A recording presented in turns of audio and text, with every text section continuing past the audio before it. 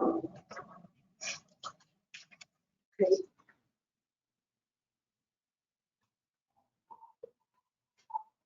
Okay, I'm mirroring your screen. You can see my screen? I think I can close the browser now, right? Exactly mirroring all the open tabs and everything. It's not separate. I don't know why. I'm going to close the browser. I hope that doesn't kick us out. No. And you can hear me, right? Well, I'm not hearing you through the computer, and I don't have, but I have that screen on.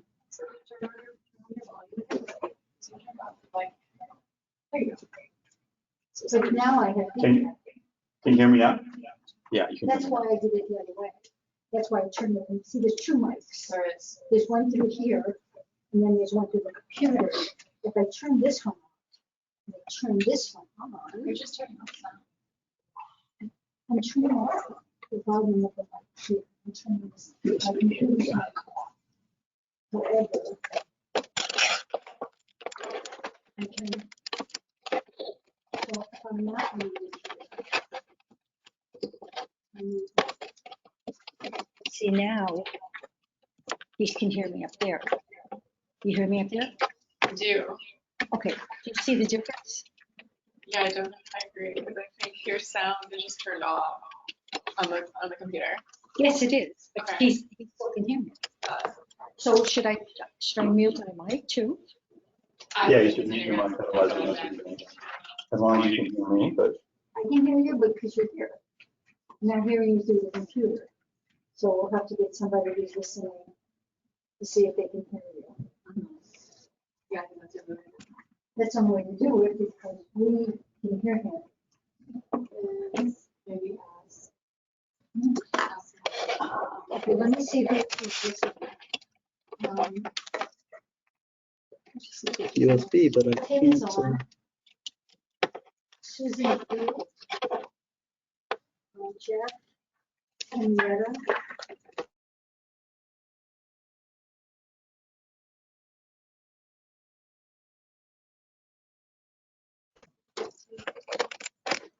Oh, I know, but I don't see them. I can't see the Use hardware. attendance. okay. How do you Which see one are we the gonna use? attendance? Well, where's November? Yeah, go ahead and click it. Okay. Let me. Okay, I'm getting. Can we test to see if the attendees can hear us? Yes, we should. Okay, let's see.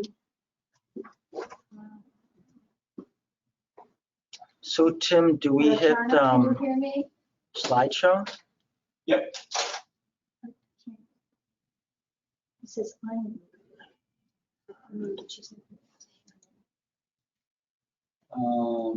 Okay, let me unmute me for a second. No, go down.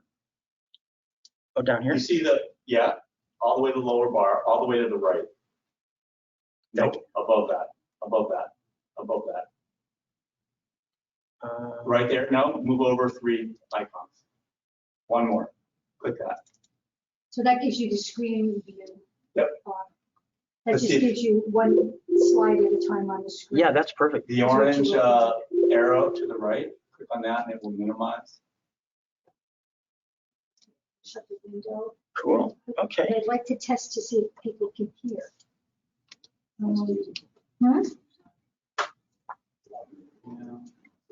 That's downloaded. Go to Let me just see if she can. Can they hear? Yeah.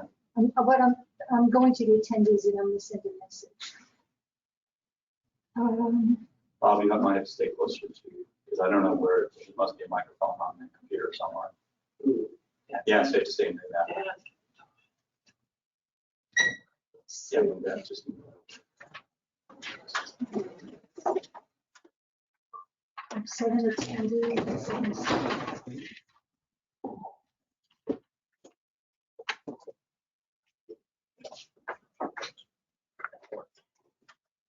So can we start? Simon? I'm trying to see. We're trying to see everyone here. I'm Yeah. trying to figure out how to tell. So let's see. I think the microphone on the computer is right around here, so we're just seeing if everybody can hear us. If you're out there in webinar land, just let us know, can you hear us okay? And then we'll Just let start. us know. Yep, sounds good, Bob. Oh, cool. Can they Thanks, hear? Jeff. Everybody can hear. Well, then we'll start. Thank you very much. Okay, if at any time you have questions, type it in and at intervals, we'll answer the questions, not one at a time. We'll answer when I accumulate a few questions, maybe every 10 minutes or so, Sure. 15 minutes or so, that's okay. Okay. So I'd like to welcome everybody to the November Illinois Homeopathic and Academy of Veterinary Homeopathy meeting. This is the last one for the year. So I'm glad you all are attending. And then we're going to take our kind of holiday rest, and then we'll reconvene back in March. In March, Raheel Haq is going to be telling us how he uses 8K to help him find remedies for homeopathic patients. And I look forward to hopefully maybe one of the veterinarians will be getting to talk to. So today, I thought what we could do is I could just do one preliminary case report from my practice, and then we'll take a short break, and then we'll have Dr. Ashley Adam, and she's going to give a few case presentations from her practice at the Center for Integral Health. Now, the other thing was some of the board members thought that it would be nice to have a little time just to kind of have an informal group, you know, just talk or a discussion to see if there's anything interesting and anything pertinent to homeopaths in practice or new ideas. So if we have time permitting, maybe we could have a little informal discussion at the end, and anybody who has any interesting thoughts, you can share them. So this is a case from my dermatology practice, and like I say, it's just a preliminary case report. I only saw this patient for the first time in October, I think 10th or 11th, something like that. So it's kind of a preliminary case, but I thought it would be of clinical interest. So I had a patient who was about in his 30s, so kind of young, middle age, and he came in. His chief complaint was, he said, I have eczema. And he's had it since he was a kid, since he was 10. And then he said, and my wife is searching the internet, and she thinks that I might have possible steroid withdrawal syndrome. Now, of course, just because somebody says they think they have a diagnosis, it doesn't mean that's what they really have. And then we have to spend our examination corroborating that or refuting that. Nevertheless, it's something to know about. So my question to the group is, as empathetic and caring healthcare professionals, how should we respond to this? Well, if you've had a couple of these cases, you know how difficult they are. So I would add that probably many of us would first want to respond like this, with fear, and run out of the room kicking and screaming, saying, not another case of this, I can't take this all, and not come back. So what I would say is take a deep breath. Now leave the room for a few minutes, take your pulse. Compose yourself, and then get your courage and go back into the room and say, so tell me all about it. What does it feel like? What did you do? What's your experience? And Bob, can you explain and talk to us about? Yes. If you don't understand So, Tim was exactly what that wondering, means. so what is this Implications. topical steroid withdrawal? We'll talk about that a little bit later too. But basically, it all sort of started with, and even beforehand, but Dr. Marvin Rappaport, he's a very good dermatologist in the Beverly Hills, California area. And he saw lots and lots of people who were coming in. And it actually, his cases were mainly people which had recalcitrant eczema of the face, like eyelids and stuff. It was mainly women. It was mainly people that used a lot of cosmetics and the calcium irritation, eczema, whatever, conjunctivitis. And of course, they were treated with steroids, and most of them did better, and they were able to get off steroids. But some of them actually didn't, and they kept getting worse. And then they would spread from the eyelids, the whole face would turn red, so they would give them stronger topical steroids, and then eventually they would in frustration, they would say, well, stop it. And then they would really flare. I mean, sometimes months or years. So being a clinician, he just kept treating the patients and treating them. And it turned out that in 1999, he published this seminal article. There was a case series of 100 people retrospectively that had that. So, as a private practitioner, sometimes it's hard for us to do research because, I mean, it's hard to get grant money. It's hard to do randomized controlled trials and stuff like that. There's a lot of tape and, bureaucracy nowadays where everything has to be registered with the FDA. So what can we do? We can always do what Dr. Rappaport did. If you really want to get the word out, do a retrospective analysis. Then you don't have to register it with the FDA. You can just, it's data, it's already there, and it's okay to have a case report. Or a bunch of case reports if you go a case series. So that's what you did. And I thought this was a really, really good article. So basically, that's kind of how it started. The funny thing is, and then later on, he did a really good article with him and also Dr. Mark Ledwell, who's a really good clinician, but also a professor in New York City of dermatology at Duke University. And then they published this article, which you can see here.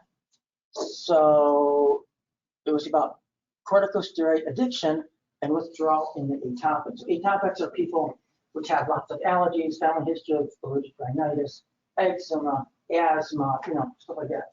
And they tend to have sensitive skin. They're always using topical steroids because they always are flaring with their eczema.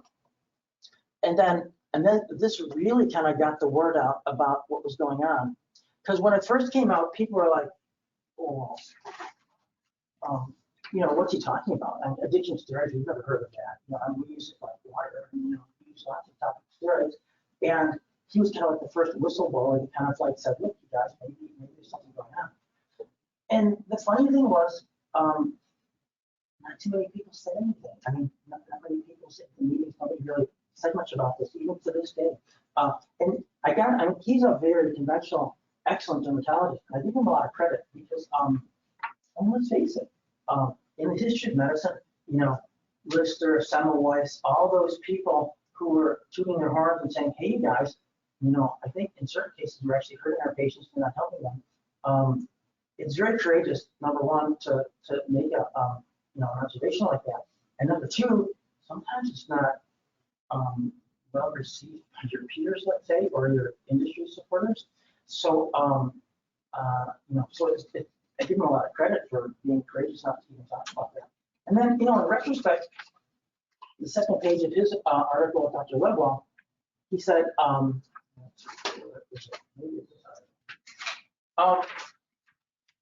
basically, he said in his article, I'm not the first person who's really talked about this. A lot of good dermatologists in the last 20 years before him in 1999 have known about these weird syndromes. If you look at table 1, it says, one author called it red face syndrome. They didn't call it steroid addiction or withdrawal, but they said red face syndrome. We have these people who are atopics, who are using topical steroids, and instead of getting better, they're getting worse. The whole faces, it's spreading, and they didn't know what was causing it. It's like, here, let's put a report out. Let's see if anybody else can figure it out. And then there was another researcher who said, we see a lot of people post laser peel who have this erythema that just won't go away. And then they realized, oh, well, what do we do post laser peel? Everybody gets topical steroids after their skin has been denuded. But they didn't really know what was going on either. And then there was a really good allergist, dermatologist, Dr. Alexander Fisher, who made popular something called status cosmeticus. Well, those of you in general practice or primary care fields know about status asthmaticus, right? What's that? That's when asthma is like the worst of the emergency room. And it's like certainly he coined the term status cosmeticus, people who are using lots of cosmetics, they're allergic to them, use steroids, and it kept getting worse and so on. And red scrotum syndrome. So other physicians have talked about that. People that have jock itch or they have like a rash down there and they keep using steroids and it keeps getting worse. So they get off the steroids and the scrotum gets redder and it gets angry. What's going on with this? So all these people all around the world are having these little studies and case reports saying that, but nobody kind of tied it together except for Dr. Rappaport. If you're an OB-gynecologist, there's something called vulvodynia, where people have pain in the vulvar area. You know, they don't know what to do, they get topical steroids and other things, and it's very vexing. Nobody has a good handle on it. People it's worse. And then they were getting symptoms kind of like the other people, like in the scrotal area of the face. Somebody calls it anal atrophoderma. For if you're a proctologist or if you're seeing people with rashes around the anal area, chronic actinic dermatitis, and it was even called just so basically, he kind of tied it all together. When he was in the States, he talked to residents, nobody likes to talk about it. Tim. You want to mention, because I mean, if you're a homeopath treating these have a few eczema cases, and you give them sulfur or some other remedy, it goes away, but they've never been treated by steroids. You get one of these patients, and you think that you don't know anything about that. It's Everything true. you do, It's true. everything you do, and you're treating them for years. You have, unless you know about this, you will lose those patients. 100%. 100%. That's a good point. That's a very good point. So like Tim said, he's had patients like this, and he's a very seasoned practitioner. And what he's saying is, if you think you're good at homeopathy, well, try a few of these patients, and sometimes they keep flaring no matter what. Well, it's you have to understand the nature of this illness. It's a steroid addiction where the skin, steroids cause vasoconstriction. So when you take off the steroids, the skin vasodilates like crazy, and they can last for months to years. Yeah, and in fact, And treating it is very difficult. Everything you do, every remedy you give will aggravate the patient. And it's a matter of managing the patient and managing their expectations and telling them, look, this is do you really want to do this? If you do, I'll stick with you, but it's not going to be easy. It's not. so that's a really good point. So what Tim is saying is that they're very difficult, and if you think it's going to be a slam dunk and it's just going to be like a 1 or 2 visit treatment, you have to really prepare them for the worst. And that's why it's kind of nice to know about these articles. I have copies here. And the reason is because with Dr. Rappaport, he has like the most experience of anybody I've heard of. Now he says he's had thousands of cases. I think he said up to 5,000, if you can believe that. And he said in his, and this is important to know, what's the natural history of this condition? In his experience, he said that sometimes it takes months and months of treatment, even after you've had steroid cessation, even after you stopped it, they get better, and then they relapse, and they get better, and then they relapse, and they get better, and they relapse, often maybe 6, 7, 8 times. And he's had patients who have actually taken 2.5 years since from day one when they stopped their topical steroids and or systemic steroids. Better, worse, kind of ping pong all around the place, sometimes for 2.5, even more years. So, and the other thing that's important about this from a homeopathic standpoint is that when a person flares, we always blame ourselves. Oh, it's our remedy. We're aggravating them, right? Well, don't be so hard on yourself, because if you have a patient like this, the natural history is, okay, you get them off, they flare, and then you get them better with whatever you're doing. And then in a few months, they flare, And so he's not a homeopath. He's not giving them homeopathic remedies. And this is a natural history. They flare, So the trouble is, if it's naturally flaring, when you start sulfur or lycopodium or cerium or tuberculinum, what are you going to do? You're going to say, oh, I bet you're aggravated. You better cut back and treat you less, or, lower potency or whatever. But sometimes you may not have any need to do that. People who have never been treated homeopathically, in his case series, and so he sees people flare too. So you got to kind of prepare them for the worst. And if they get better, it's like, under promise and over deliver, not the other way. And then of course, and I love this title because it tells you like the natural history. So it starts out with some kind of a localized dermatitis, and then it aggravates, and they get like erythroderma all over the place. It snowballs, and then you get them off of it. They have steroid cessation. And many months later, you cure them. And if you ask Dr. Rappaport, if you see him on like his videos or YouTube, what he said in his blogs, he says the only cure is steroid cessation, and that's it. Now, I think that we have something to offer the world, because not only does steroid cessation help them, but then they flare, so it's kind of ugly. I think, well, just like when you're treating an atopic individual, I mean, there was that case. Case series by, who's the Italian guys? There's a big big case series. Bengali Bora. No, it was somebody else. They had two really good articles, and they talked about the natural history of eczema and atopics and how they don't quite have enough data yet, but what the gist of their papers was, from what we can tell, it's the natural history of, let's say, eczema, atopic dermatitis. Let's say it's, you get it when you're 6 months old, and when you're 37, you're going to outgrow it if you're lucky. Well, let's say that's the natural history, no matter what you do, if you go with steroids or not. They found in the Italian case series that if you treated them, if you didn't treat them with steroids and you treated them just with homeopathic, instead of outgrowing it when you're an adult, you might outgrow it when you're 6 years old or 7 or 8. And so that's from their cases. That's what the data are suggesting, but they don't have enough to really say that. But I'm almost sure they will. It seems like when you use steroids, though, it becomes a chronic disease that some people just have it their whole life. They don't grow out of it. It's true. And that's what you really have to offer the patients. Like, look, you can stay with the steroids. It's easier for you in a sense, in the short run, and long run, you can do it the rest of your life. Do you really want to try a cure or no? And that's really how do you get them involved in doing what we do? It's funny that you say that. But so Tim was saying there's something funny about using topical or systemic steroids with patients that are treated homeopathically. If you can intercept them young enough before they get the steroids, somehow their natural history seems to have a shorter curve than the people that seem to get better faster with steroids, but then it's like more prolonged. And I thought that was kind of a homeopathic thing that we always hear amongst us.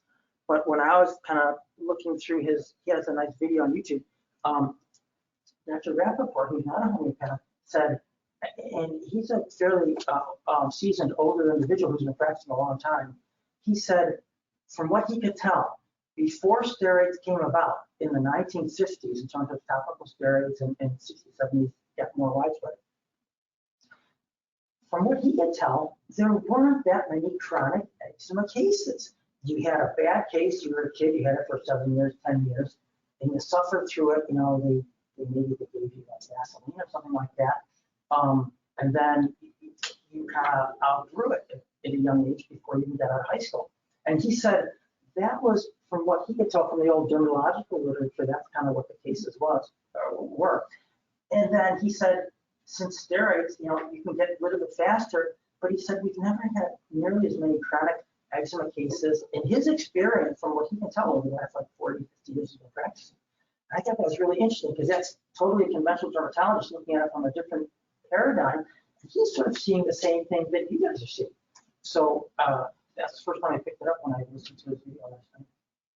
Question? I have a question. One thing, if you could make it a little clear to me, because I've heard patients say, oh, I'm told I'll outgrow this, whether it's a dermatitis or an allergy or even asthma. What does it mean to outgrow something? I mean, homeopathically, what does that mean? Does that mean the disease? Well, I have an answer to this. Does that mean the disease burns out if you didn't use suppressive therapy and you just let it happen? What does that mean? So what does it mean to outgrow? Well, that's just the term, outgrow a condition. Well, basically, I usually tell my patients, I wish we had a crystal ball, and if they're young enough, they don't really know what that means. But like in the movies where people are looking at a crystal ball and they're predicting your future, Well, so the idea is, if we had a crystal ball, which we don't, nobody had any idea. So you see a 6-month-old baby with atopic eczema, and the mother wants to know, is this going to be a long haul thing? Are we going to be dealing with this until she's 70? Or is this going to be a slam dunk? And when we say, no, it's not going to be a slam dunk, if she's lucky, she may outgrow it when she's 6. And I usually tell people, I don't know about other conditions, but at least with atopic eczema, I've seen a fair amount of it. It's kind of like 3 curves, or what is your natural history? If you're lucky, you'll be in the first 2 curves. If you're unlucky, you're in the last curve. The last natural history, that's the unlucky guys. Those are the people that Dr. Redford's talking about. They have eczema when they're a little kid, and you see them when they're 80, and they're still suffering, and they're leaving a trail of like flakes in your office because they're just terrible, and they're always going to be that way till the day they die. And those are really sad cases. I mean, nobody seems to be able to help them. Thankfully, those, in my experience, are the least common of the 3 natural histories of the atopic dermatitis patients. If you're lucky, I tell the parents, if you're lucky, your child will be in one of the first two curves. If they're really lucky, they're gonna, the eczema is gonna wax and wane, it's gonna be terrible. You know, you're gonna be up nights, you know, itching and not sleeping. But if you're lucky, when the child is 6 or 16 or 36, they won't have any more eczema. You could call it outgrowing it. You tell them scientifically, you call this the natural history. Everybody in natural history is different. It probably has to do with environment, genetics, and stuff like that. But the bottom line is, if your kid's lucky, he'll be in that first curve, and you won't have to see me forever, because when they're 7 or 8 or whatever, it'll go away. Now, does the body heal itself? Well, we would say that the vital force is healing itself, you know. But no matter what your paradigm, some of these people get better, you know. So that's good. And then there's the middle curve where, you know, I see them when they're 36 and they bring their little kids in, and now they have asthma, or eczema. And then I'm treating the littles of the first patient, you know. And if you look at the parents and have them roll up their sleeves, they still have a little bit of eczema, but it doesn't bother them that much, you know. They still have, like, you have to use an inhaler occasionally, but they're kind of getting better, you know. So I tell people, those people don't, their natural history is, you know, when you see them the next time in the middle age or whatever, they still have it, but they're much better, and it doesn't bother them and interfere with their life as much. So that's what it's, but it's natural history, and it's unpredictable. Okay, let's move on. So, Well, Bob, I had a question first about topical steroids when it flares.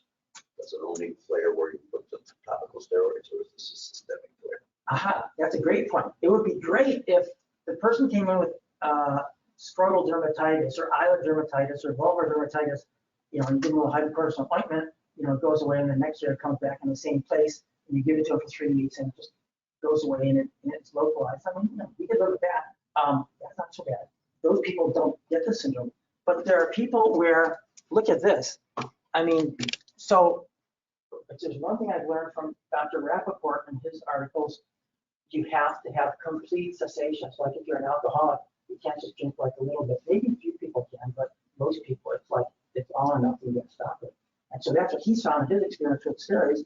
So you stop it. Of course, my patient, he stopped it. I saw him like, what, 6 weeks later, because he was flaring. Well, I mean, I had a patient who came in with bruises all over his face, and he came to my dermatology office, and I said, well, what happened? He said, I have bruises on my face.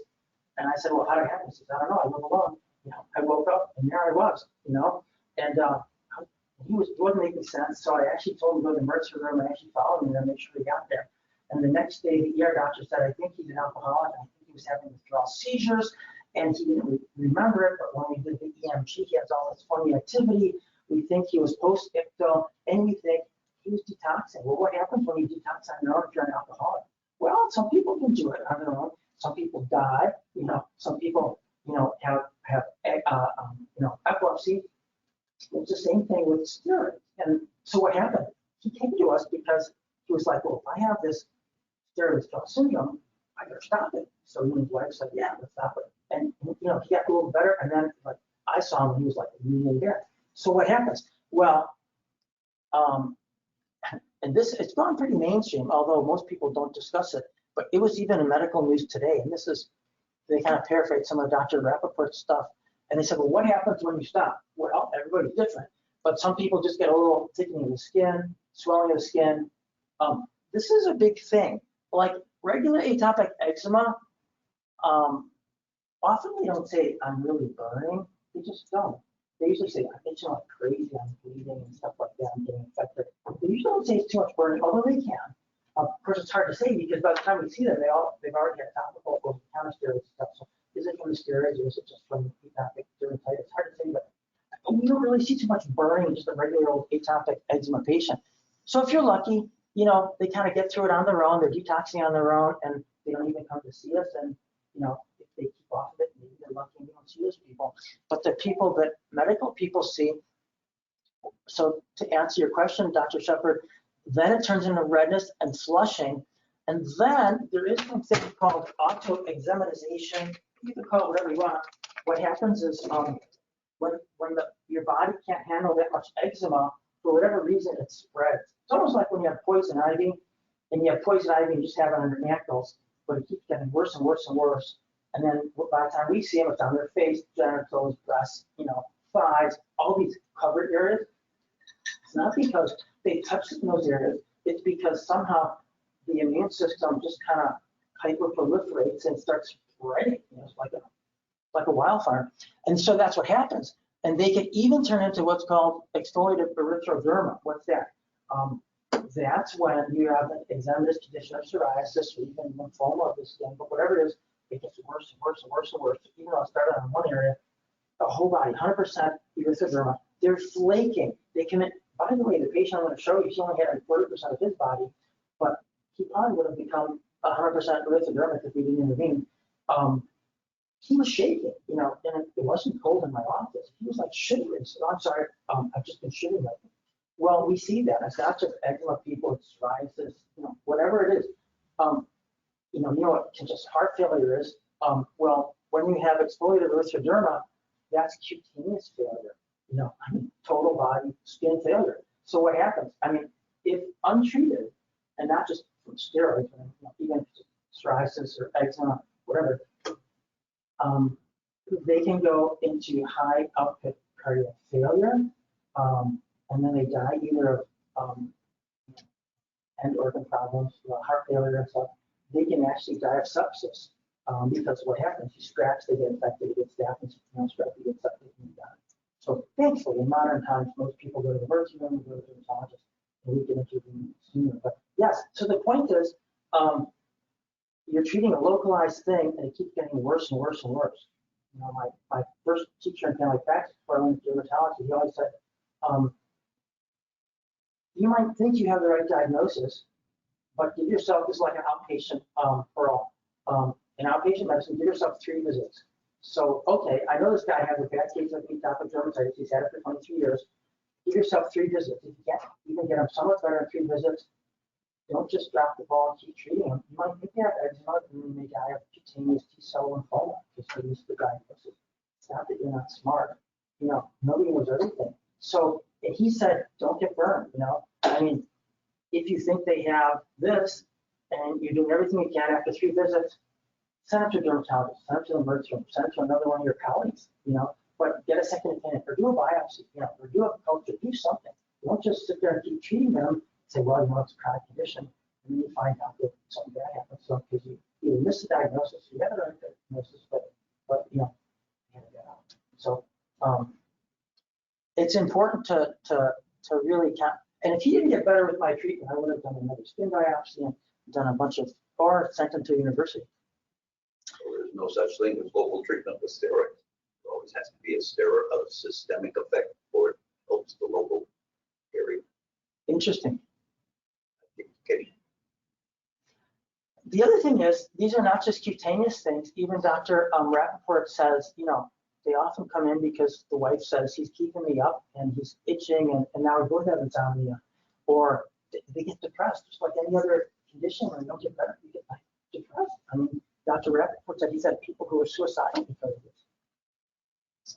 To Joel's point, I think on all the steroids, topical steroids, one of the side effects listed, look at the package insert, which no one reads, except for me, maybe, and Joel.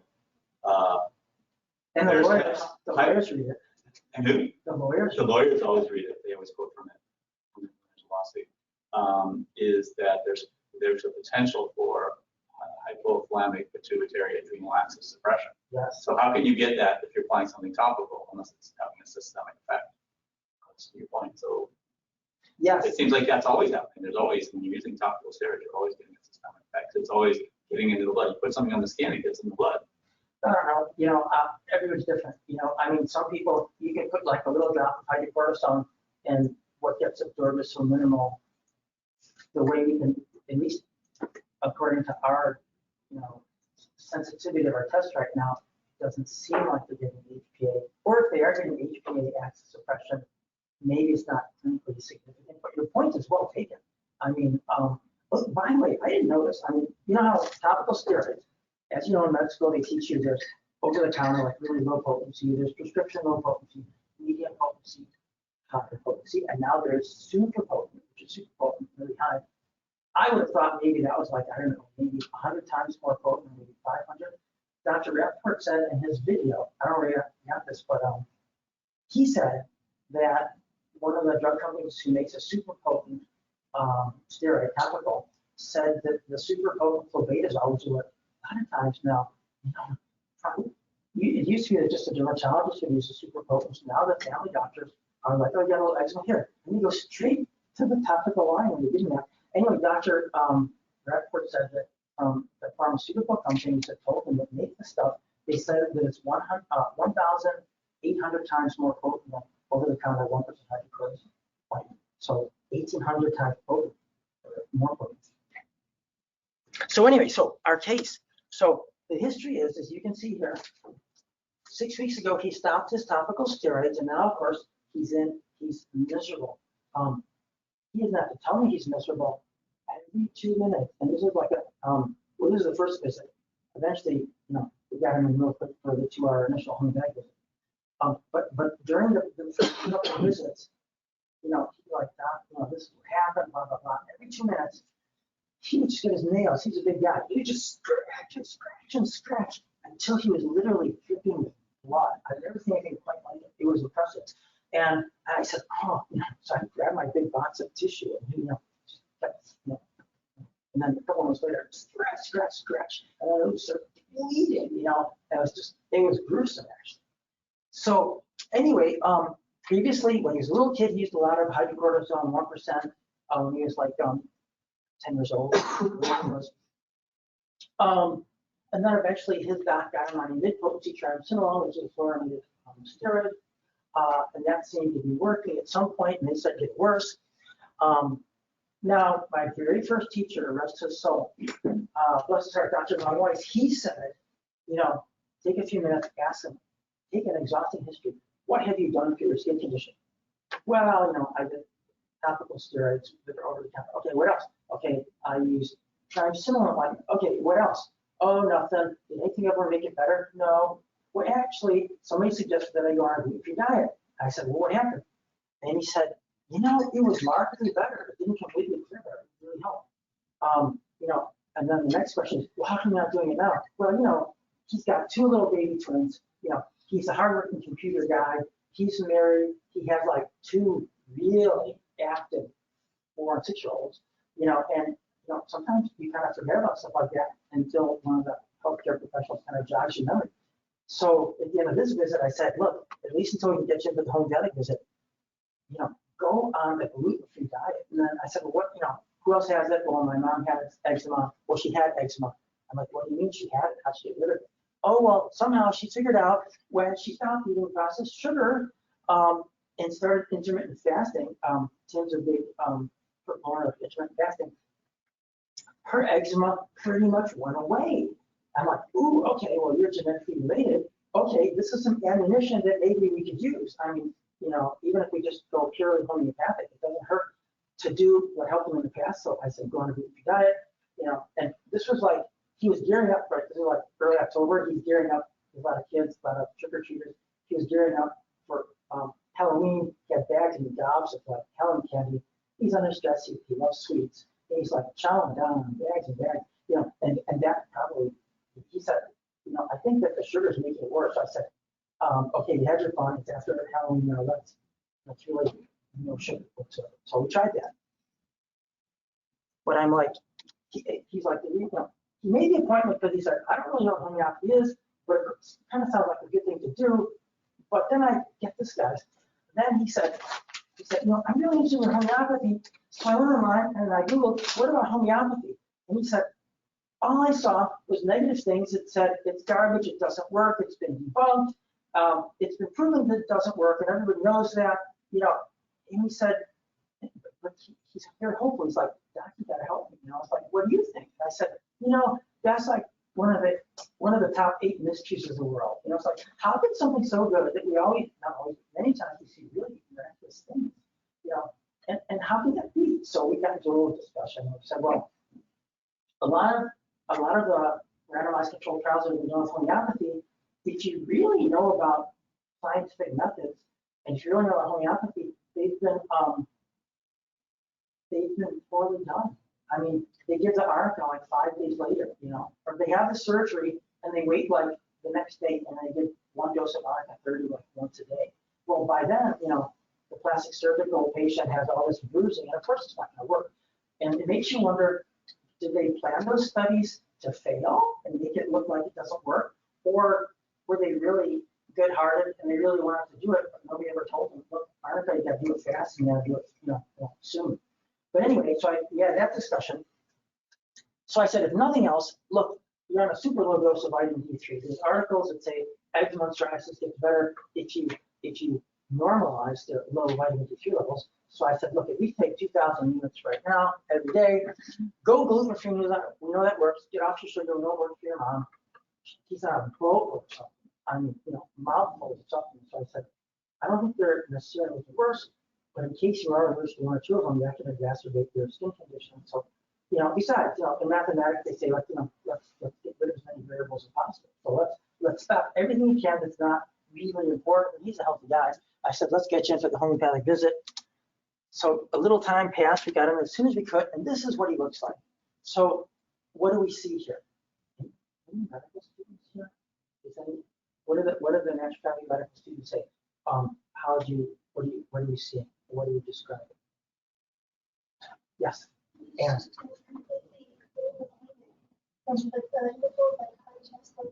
confluent erythema. Yes, exactly. And that was very interesting.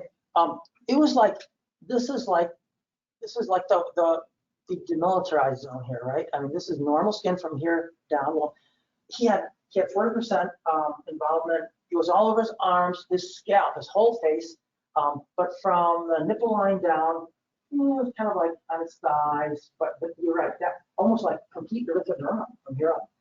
Now, what would you call these lines here?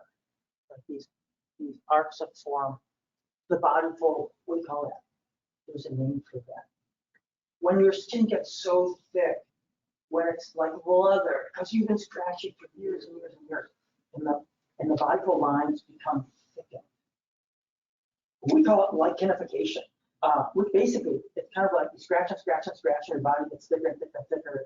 It tries to heal, but it can't. So that's that. So notice these, because these are going to get better. I didn't know this, but when we treated them, these are going to get better. What are all these scabby things? They're scoriations. You could call them erosions. They're not full thickness ulcers like a red sore, but they're erosions.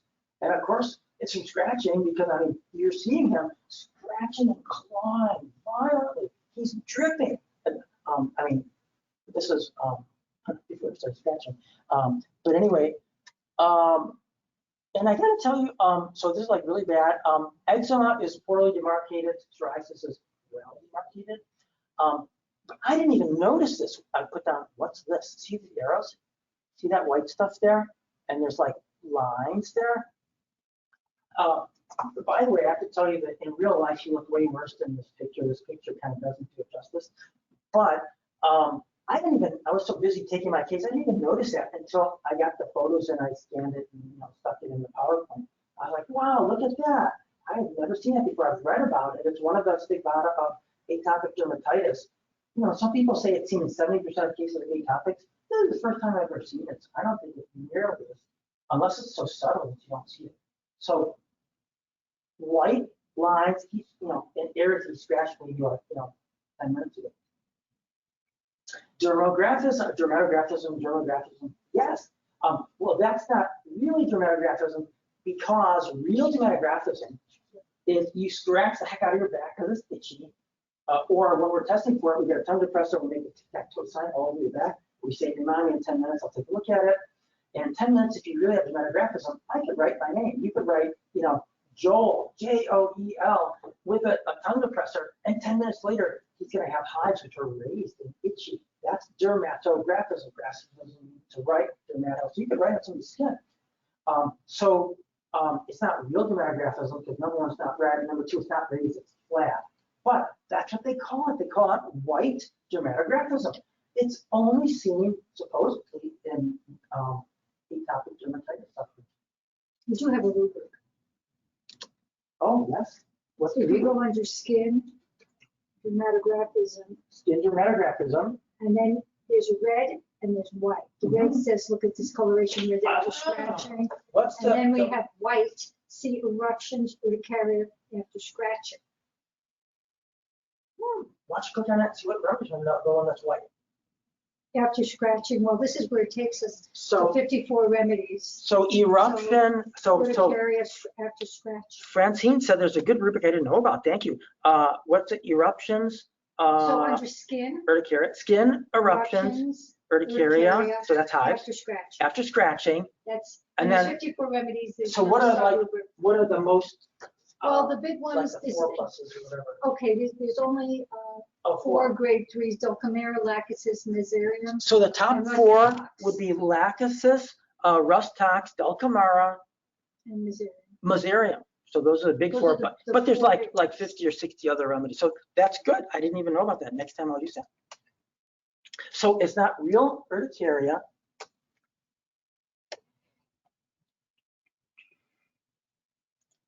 It's not real urticaria, but you get these white areas, and it comes after scratching. And they actually call it a false dermatographism. But so if you see that, that's kind of nice to know. But it's funny. It must have been pretty subtle because I didn't even catch it. So I looked at the teaching slide. So anyway, so the case. So this is more important to us as homeopaths. So you can tell he has bad eczema, eyelids, face, scalp, upper chest, arms, abdomen, thighs, penis, and scrotum. I calculated approximately 40% body surface area. This was interesting. They talk about this with certain psoriatic remedies. Not the severe itching, because everybody has that almost. But there's a rubric called voluptuous itching, and I've never really had anybody. Now, of course, if you say, so does it feel really, really good when does it feel like almost sexual? It feels so good when you're scratching, and then if you leave them there, they might say yes. But that's not the way homeopathy works. You're supposed to let them volunteer that. So he volunteered. He didn't say voluptuous, but he said, Doc, when I scratch it, it just doesn't feel good. It feels so good. Whereas me, if I ever had an itchy rash, when I scratch it too much, it really hurts. I'm like, so that's not. But and it's funny because now I understand. My first teacher, Dr. Von Weiss in dermatology, he said, because he had talked about chronic eczema. He had atopic eczema even when he was in his 70s. So that was his natural history. He was in that last curve. He always used to joke, of all the pleasures in life, scratching is the cheapest. I was like, what does it mean? Well, then I became a homeopath. I was like, voluptuous. Not everybody that itches and they scratch feels that, but a few people do. And atopic sometimes do. But I thought, now, this could be a characteristic symptom for this guy. I might see 1,000 people with eczema, and he's the only guy that told me that it feels so good. So I'm like, okay, put that in the back of my mind when I'm taking the case. And the other thing he says, Doc, it like really leaves it really kind of, it's all like this weird stuff coming out. It really bothers me. He's a warm-blooded patient. Like Tim always said, always do the physical generals in your history first, because sometimes that kind of funnels your mind like, okay, hot remedies. Okay, well, what are the hot remedies? Anyway, as opposed to chili. Yeah. Sulfur. What other ones? Sepia can be, although kind of chilly, right? Natrum can be. If you're really wiped out and debilitated, fluoric acid is one of the super hot ones. Lachesis. Iodium. Argentum nitricum. So anyway, so even before like you're on your computer, you're taking your case, and Sam said, I'm like really hot. I stick my feet out, I take my covers off. My wife says I'm a radiator. She's so chilly, and she has to wait till I'm so hot or whatever. People say I'm hot. So he says he's about an 8 out of 10, 7, 8. I said, well, what? And then of course, what does it feel like when you're in a warm room? How do you like being in a cold room? Blah, blah. And he said, Doc, the first person ever told me this. He said, I just, I don't like being in a warm room. I can't stand warm rooms. What do you feel? He said, warm rooms are stressful. I said, wow, nobody ever told me it was stressful. So he hates it. I said, well, what do you like better, spring, summer, fall, winter? He says, I love cold weather. Winter is more pleasant. He's he could have been like a professor. He's very specific. He'll say, it's stressful. But I won't even ask him, what do you mean? He'll say, And then he'll expand that, Well, what I mean is, and then like, he's very exhausted. He writes his own poetry and everything. So he loves cool weather. Warm is stressful. Warm rooms are stressful. Summer is the worst. Winter is more pleasant. You can tell that he likes to talk. And I said, how's your wife? Oh, my wife is much more quiet. I'm the one that talks to everybody at the party.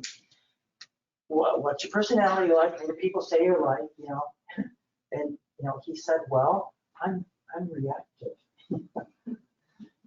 What do you mean? Well, like if one of my kids drops his water bottle or breaks a glass or something, my wife's like, oh, right, let's pick it up, and he's like, what'd you do that for? He's like very, very, and he's not calm. Of course, when you're under a stress reaction of being on guard with teaching 24/7, I mean, it's hard to be. But he says he gets angry, but his anger dissipates quickly. I'm not a morning person, Doc. He's sluggish. He has a big fear of bugs. I mean, I said, well, what if like there's a cockroach in the corner? Could you like take it away so your kids don't see it? He's like, well, I could have had to. He's scared. And I said, well, when are you most hungry? 11 o'clock. I mean, I didn't say, I bet you're really hungry at 11 o'clock, aren't you? He said, no, 11 o'clock, I gotta eat. But that's when I started getting hungry. So I'm like, okay, so what do you like to eat? What don't you like to eat? Doc, if it has starch and fat, I'm all over it. That's what I love, starch and fat. What do you mean? I love croissants, I love mac and cheese, I love burgers, fries. He said, there's nothing better than sweet pastry. I'm like, yeah, I know what you mean. And he said, I love sweets. Of course, that's so bad. He was chowing down on all the Halloween food. Okay, so of course you're going to do a representation. Well, let's just say that the end of the world is near and the grid goes down and there's no electricity and all your batteries are like totally crashed out and your computer isn't working and you got to do it the caveman way. You just got to like do it in your head. So just for the sake of argument, what remedy would you do and why? And while you guys are thinking, as one of my friends in PDX used to say, gather your thoughts. So gather your thoughts for a few minutes or seconds. And while you're doing that, let me just say that once I was at NCH and this really good homeopath from Australia, I never heard it before. It was really funny. He said, just remember, in Australia we say, if you don't know what homeopathic remedy begins at, if it's male and it has a pulse, it's like podium. I said, wow. You have a lot of like podium time. Okay, so he's your patient and you can't repertorize it, but he's not leaving until you say, you know what right remedy. So what do you do? Yeah? I would definitely give him something sulfur, Mm-hmm. but I don't know. You want to go for sulfur? Yeah. I go more lactose. Lactose. We'll go for lactose. It's very hot. Yes. Angry. Yes. Reactive. Yes. Reactive. What's your name? No, I don't know. Oh, you have to. He's not going to leave unless you. You're the only homeopath in your. Everybody else has been wiped out. You're the only homeopath in the world. He needs a penny on you. Oh, just yes. You won't be penalized. It's like a multiple choice test. Okay. Choose from hot remedies: argentum, iodum, lacacis, sulfur. Lycopodium can be. What am I missing? Pulsatilla. Yes. Just pick one. Whichever one sounds good to you. This is too much pressure. I don't know. Okay, that's okay. How about you? Well, I was gonna say sulfur. Sulfur. So 2 for sulfur, 1 for lacacis, sulfur, 1 abstain. Sulfur 3. Sulfur 4. Dr. Mills. So 5, 6. So 6 yay, 1. Was it lacacis? No, lacacis. I was like, And what's you fretting? Sulfur. Sulfur. Okay. So and when I say now, you can like cheat. You can kind of now that you know what everybody else is voting. Do you want to be like go with the crowd, or do you want to say I'm going to be the maverick? I'm going to choose something else. Cali salt. Cali salt, yes, yes, that's a good one. I forgot about it. Let me That's the see. one. Let me see if that even made it into the, it doesn't mean you can't do it. Because you know sulfur's gonna aggravate it. So Cali and salt, that's cool. Okay, did it come up? Well, I'm sure it was probably down here to the right, but it didn't show up. Oh, I gotta tell you one thing. He said that he had, he didn't say stem, he said I used to stutter as a child, but I don't really stutter anymore. And the first time I saw him, he didn't. The second time he was getting better, he was stuttering just a tiny bit, just for a couple seconds. I didn't say anything, but so even though he's 33, he still stuttered. No, we're saying that still could be sulfur. Still do sulfur. So, but I have to tell you something. I didn't put down stammering in my initial visit, but when I saw him for the homeopathic, I said, well, you know, it was a big part of his childhood. I know it's in there. And the funny thing was, before I put stammering in there, I mean, mercurius was like maybe the 12th one down the road. But when I put the rubric in there on my homeopathic visit, it went right up to number 2. I mean, that almost never happens, despite the fact that he said, I do not drool at night. No, I don't drool. And it went up to 2. So I was like, man, I'm not in a million years would I have thought of mercurius, but now I'm like, I think I better at least consider this. But okay, so here's my question to you guys that have more experience than me.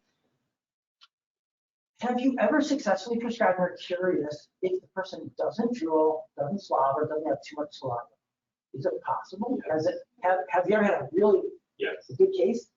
So yes. I mean, you can get there other ways. I mean, there's the thing about mercurius, they're worse hot and cold. Sometimes that's usually the remedy. So When we're you want to have a drooling, you feel more confident about the prescription, but they can be sensitive to hot and to cold. So Tim says you don't have to have the drooling if they really are worse with hot and worse with cold or sensitive to both. And if they have some other like mercurius, really strong keynotes, Maybe they crave bread and butter. maybe they crave bread and butter. What about like, what do they call that when you have like bowel cramps even after a bowel movement? Tenesmus. Tenesmus. So maybe if they have tenesmus, they're worse with cold and heat, maybe you could. So Tim says you don't have to have drooling, but it better be a good case for mercurius. Okay, so thanks. How about you, Dr. Shepard? Have you ever had a mercurius that didn't drool? Okay. Lots of sore throats or ear infections. So lots of acutes, like sore throats, ear infections, even if they're not drooling. So what would be kind of the things that would cue you into? Well, what Kim said, they like the cold drinks, they like the hot drinks.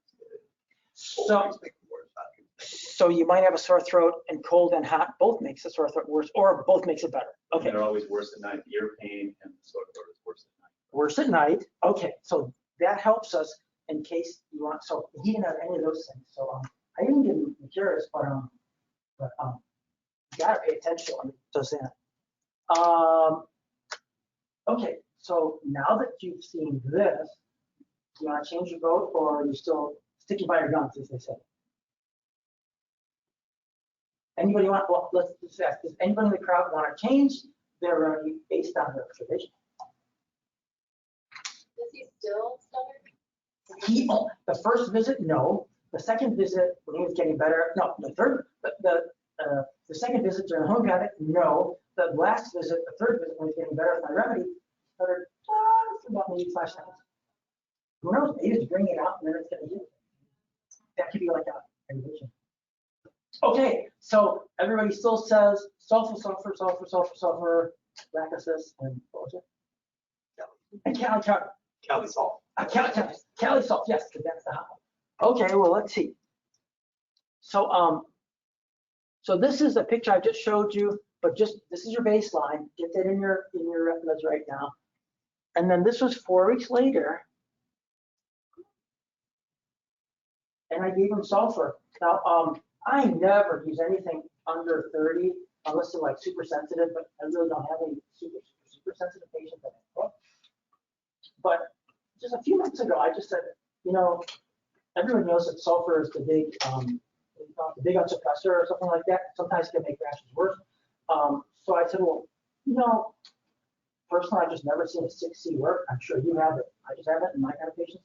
So I said, at least I'm going to buy a few boil around sulfur 12Cs just in case. Because I'm like, if anybody is going to flare up and become erythroderma 100%, it would be this guy, right? And that's the last thing I do is, I'm going to try.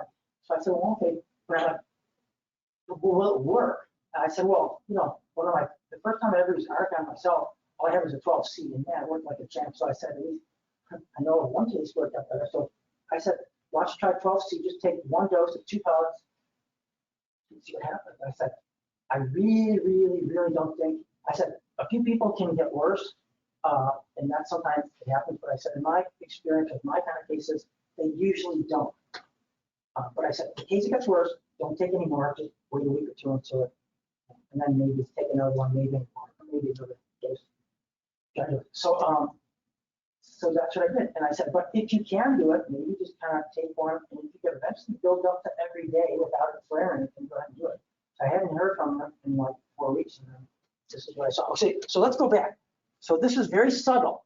A lot of people say homeopathy doesn't work, but I think we're trained to be very precise and very sensitive to what we hear, what we see, what we examine on patients. A lot of people would say, oh, I don't see any different. Look, it's still red, it's still flaky, he still has erosions.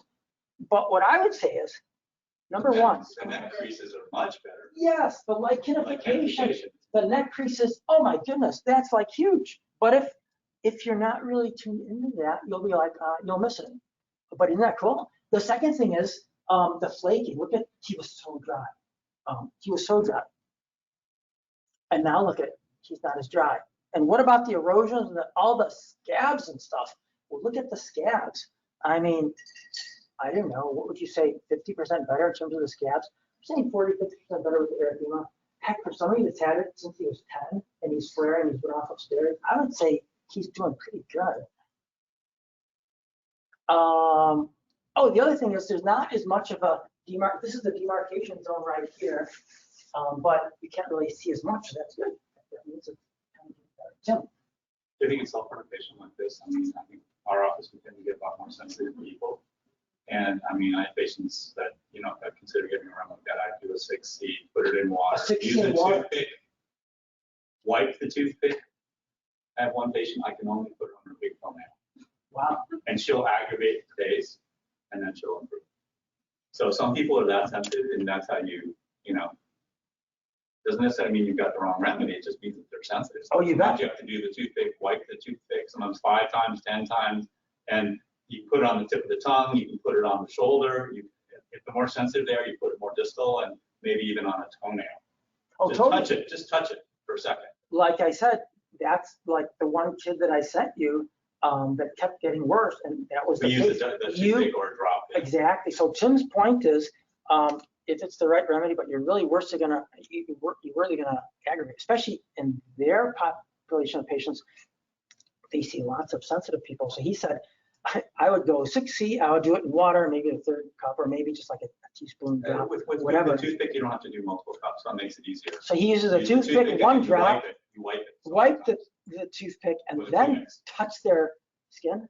Skin somewhere, and the more distal on the body, the less aggravation. Now that's a sensitive patient. Yeah. So that's a good point. But anyway, I remember there was a PhD MD dermatologist at Yale. He gave a lecture on the psychoneuroimmune system, and he said, there's the thinking, and then there's the immune system, and there's the skin and neurology, and it's all connected. And you have to maximize your benefit by don't just keep the skin like, let's harness all of it.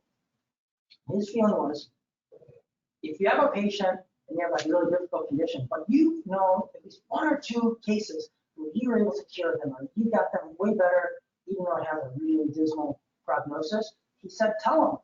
Don't say, well, 99.9% of my patients die of this condition, I can't help you. You could say that. But he said, knowing what he knows about the psychoneuroimmune system, he said, focus on that 1% where, I think I might be able to help you. I've seen 2 or 3 people, and they really did well with this condition, and I think you're going to be one of them. But I don't know. You got to follow me. So in this case, I do the same thing with aggravation. I plant the seed. Well, if you look online, some people aggravate, and one of the side effects is it can make it worse. But in my experience, because I'm telling the truth in my experience, I don't really see that much. But I always tell them this, and I say, so take it. And if you're one of those 1 out of 1,000 that happens, well, then cut that. You don't even use it. So it's better. But I said, I don't think it's going to happen. And so if you plant that seed, you're getting their psychoneuroimmune system. This, according to Dr. Todd, and He studies that stuff. He researches that. Can I ask a question? Question? What about old faction? Old fashioned. With a elderly person that's sensitive. You just, they whiff it, I know, under same would open up a bottle 20 feet from a patient, leave it open for, 5 seconds and then cap it back up. And over time, that person would get closer to the bottle, would leave the bottle open longer before they even got a quote dose in another method. Doesn't use that so much anymore. Problem about that too is it depends on like if someone has really bad allergies to their nose and stuff, they might not. It's not as predictable. The toothpick is very. Okay. I mean, you can easily find where with homeopathy it's like finding the right remedy, but then it's like finding the right dose, and that's by experience. Some people are not sensitive at all. They need to start with a 10 m. Other people you start with a 60, put it in water, toothpick. You have to adjust, but you can finally adjust, fine tune the dose. So yeah, it's a little harder to do that. You could try that. Some patients, I've had patients, they respond just by holding the tooth. Yeah. I mean, you just had a patient this week who could get a remedy just by holding the tooth, right? So some people are that sensitive. Yeah. They can even react to the remedy just by holding it. But that's, again, you're not talking 1 in 1,000. That's probably 1 in thousands. So Tim said that in his practice, he just had a patient who was actually able to hold the remedy. No, that's.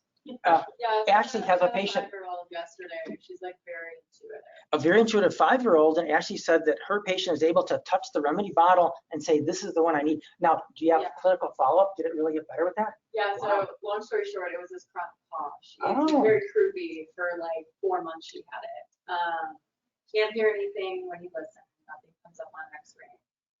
So I'm assuming it's something inflammatory in this area, but she's very intuitive. So lycopodium came up and phosphorus. So I grabbed a 30C and a 200, a both of them. I just went up to her, I said, which one does your body need? And she just grabbed phosphorus 200C. She opened it up and she took it. She never had homeopathy before. Wow, She didn't know intuitive. what to do. So mom emailed me. She said the cough was horrible after she took it. Ooh. They went to eat at Greek Islands and they had to leave because everyone was looking at them. Wow. She kept coughing and coughing and coughing and coughing. She emailed me this morning. She says she hasn't coughed at all this morning. Wow. I'm sure it'll still come back up because I think it's something really chronic, but Wow, it was a interesting. clear aggravation and then at least better this morning. Wow. Yeah. Interesting. To talk about holding the remedy, I had a student, they were learning about homeopathy, so they were curious, so they went to Fruitful Yield. They had a car accident and two years ago, and they had chronic severe back pain. And they were going through the tubes and they picked up and held hypericum. It was a 30C and the back pain went away and never came back. Wow. How did they know to pick up hypericum? She might have picked up other ones, but you have to suspend disbelief and trust your patient. And then when you start hearing enough of these stories, people won't tell you these stories if you shame them or you have an area of disbelief where you're not willing to accept what they're telling you. Yeah. Well, that's interesting. Very few patients have that. Some people do, and what that shows us is that whatever's in the remedy, it's more than a material transfer of substance. It's like a frequency.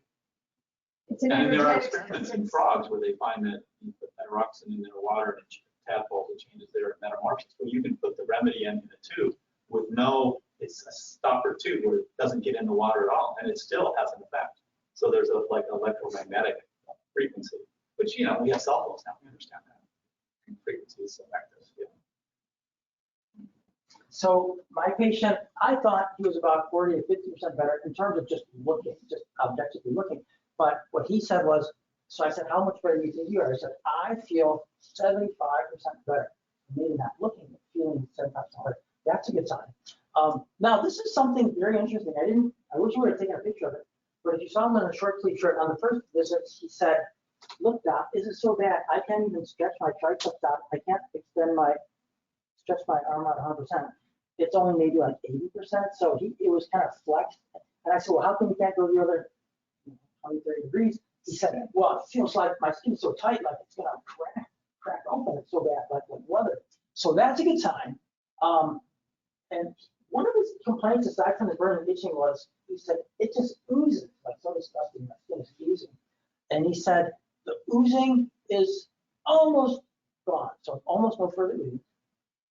Now, at this point, because he was off steroid when I first saw him, so at this point, he's been steroid-free for like 10 weeks. Now, of course, the thing that kind of goes against sulfur is that, you know, most sulfur people say that I'm worse. Well, actually, he was worse at the shower, so I guess that would go with sulfur. A lot of sulfur people say, you know, my itching gets worse with shower, so I can't stand bathing or whatever. He said something very interesting. This really gives you kind of from an empathetic standpoint what it feels like to have terrible eczema. He said, oh, it feels so good. Now he's having voluptuous showers, right? He said, now taking a shower, he was so happy. It feels so good to take a shower. What do you mean? He said, well, for many months, my showers were so painful. Imagine if you had 1,000 paper cuts and somebody like had, you know, sprinkling like hot water over you, like, ah. So, I mean, it really gives you an insight of what they're feeling. What about the general eczema?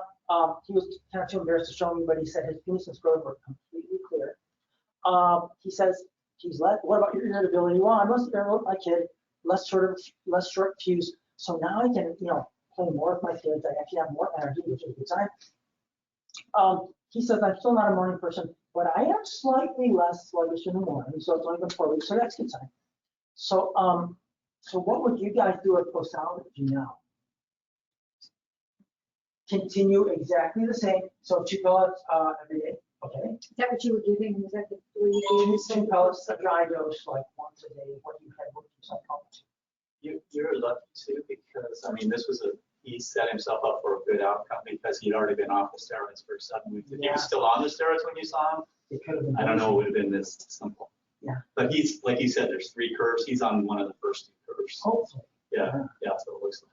Yeah, I wouldn't have known that before, but looking at it. Being off the steroids is a good. Yes. I'm curious to know, is he still gluten-free and sugar-free, or is he still eating? He had cut down somewhat on sugar, and he was trying to go gluten-free. So nobody's perfect, but well, you know, he knows. See, the thing is, the thing about people that have done 100% gluten-free, it's good because at least you know, okay, doesn't work, it doesn't work, you know. And for the people that have done 100% gluten-free and they really know what to do, at least now they know, okay, I'm not eating my favorite stuff, but I know that I can get better. So at least for a while, they don't mind going gluten-free. Fancy. Just a question. Do you ever, I mean, because you hear people go to Europe and they can eat their pastries and everything there, and they can't here. I've heard that. Now, I'm just going to throw a monkey wrench in here. Have you ever had people that you just tell them only 100% organic bread products and see if that makes a difference because of the glyphosates? Right. Because I do know from personal experience Right.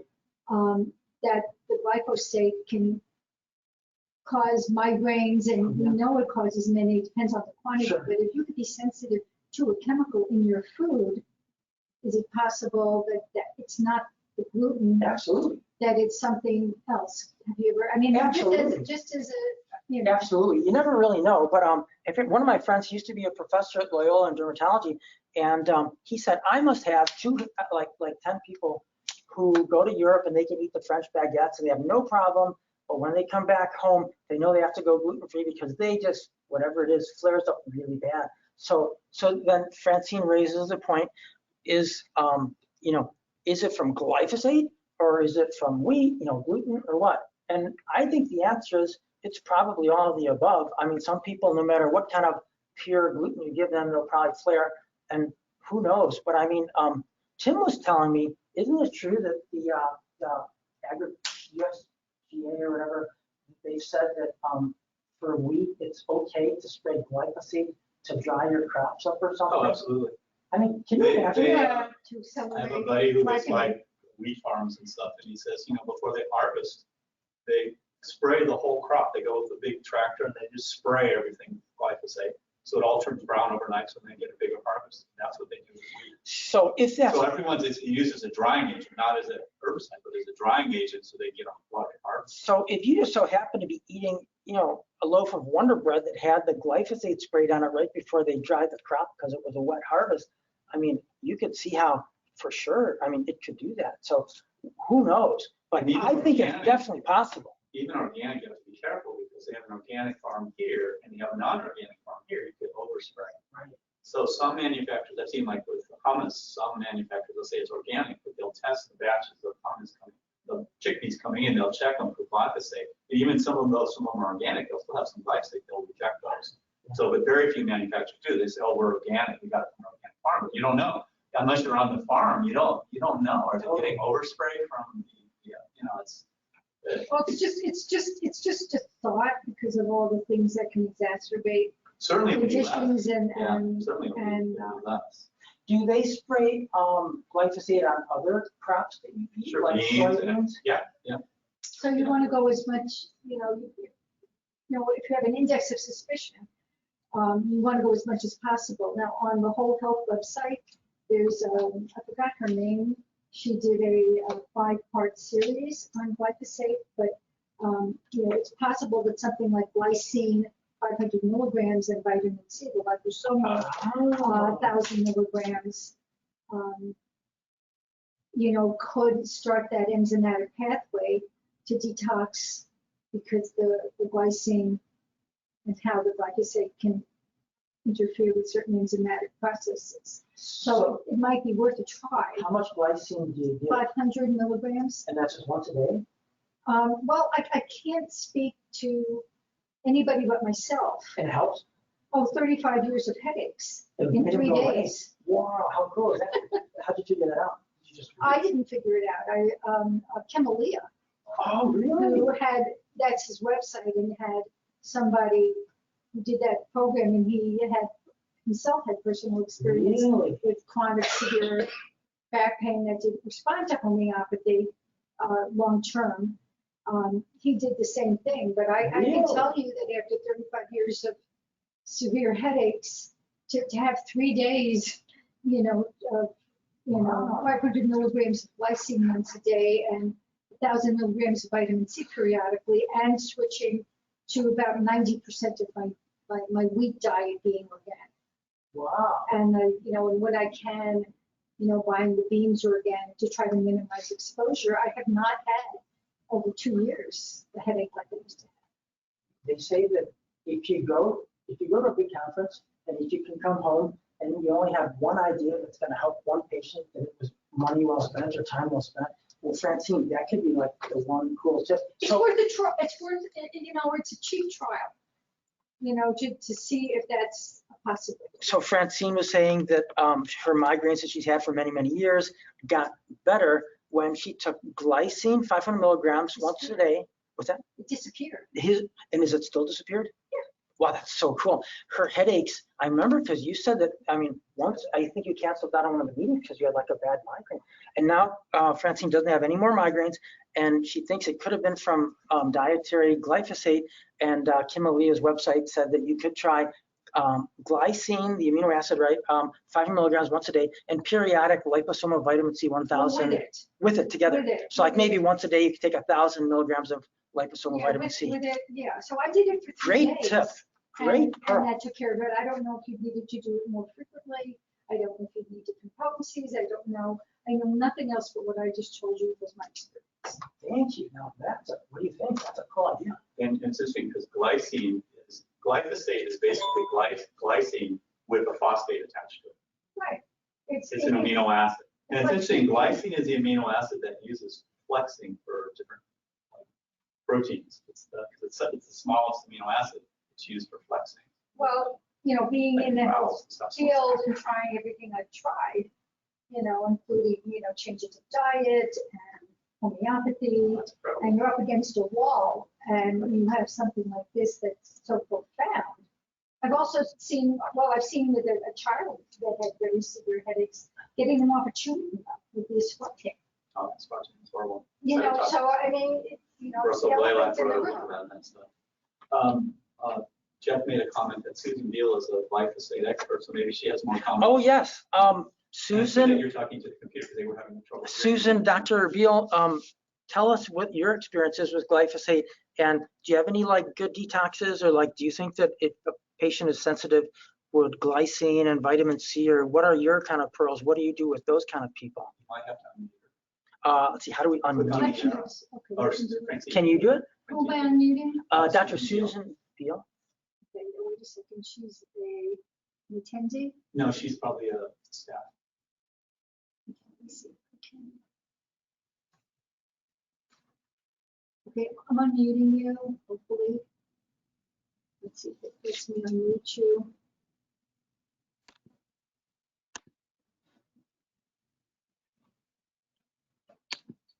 I won't let me unmute you. It's going on.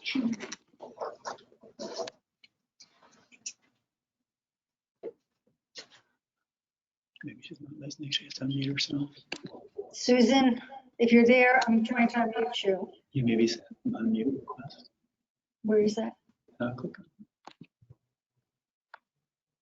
on. Oh,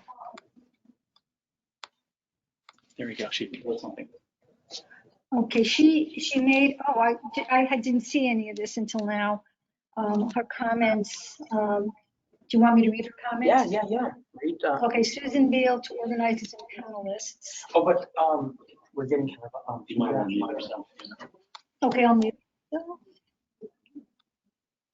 You should understand.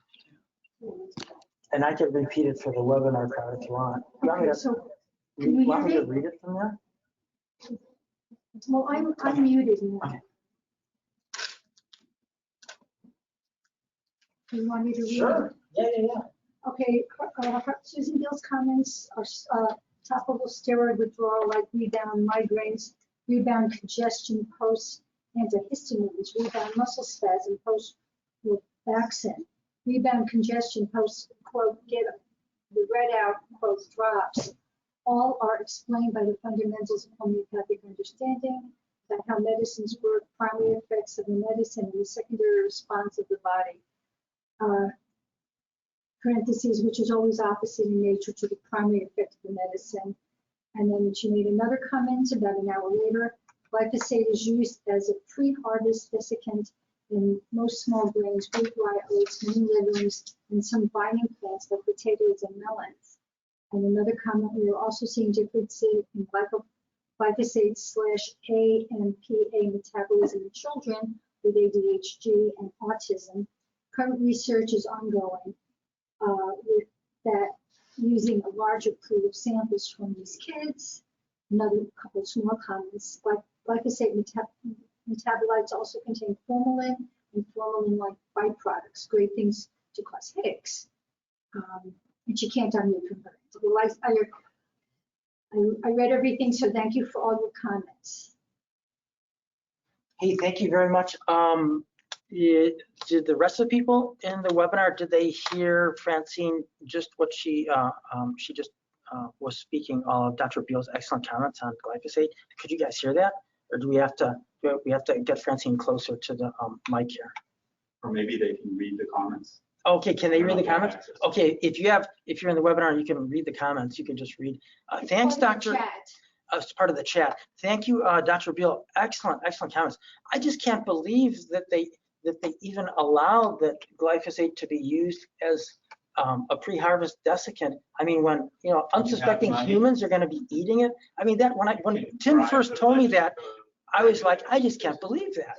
I mean, you just think that you're going to be protected from that in a modern civilization, right? Not when the company like Monsanto is a multi-billion-dollar company, and they basically bribe the regulators. They're captured. The regulators are the USDA is a captured agency. Oh, the FDA is captured too. So Dr. Beals, do you have any other tips? Have you ever tried the glycine and the vitamin C tip? Has that ever helped any of your patients? Or do you have any other like natural kind of things that are simple, safe, and inexpensive that'll help people suffering from a glyphosate-induced illness? I don't have any. Maybe she'll type it under in. questions, and there's nothing I'm looking at. So in the interest of time, let me just finish what I'm going to do here. But if they respond, let me know. Can I make a comment just Yeah, to yeah. the veterinarians? Yes. Because I'm suspicious about something. Yeah. They're putting a lot of wheat products, gluten products in animal food. But I'm suspicious about the Glyphosate. litter called Sweet Scoop, which is a wheat product. I think I have a cat that's having itchy paws and legs after she uses the litter because of that. Ah, So that's just, it's just off the wall. But if it's in our food, what's it happening in animals' food and litter, and you're trying to work with animals, yeah, if you have any experience with that. yeah. So basically, in terms of pathology, I just said, well, you seem to be doing pretty good. Why don't we just, instead of doing every day 12C once a day, let's alternate once a day with BID, which is twice a day, and once a day, twice a day. I'm going to try that. I said, at any point, if it doesn't work, just go back to what you're doing once a day. I said, and if you can really do it, if you can have 2 weeks, get up to BID dosing, so like, one dry dose twice a day. That's what we're going to try. And I haven't seen anybody's coming in the next 2 weeks. So, oops. The green, no, the orange. So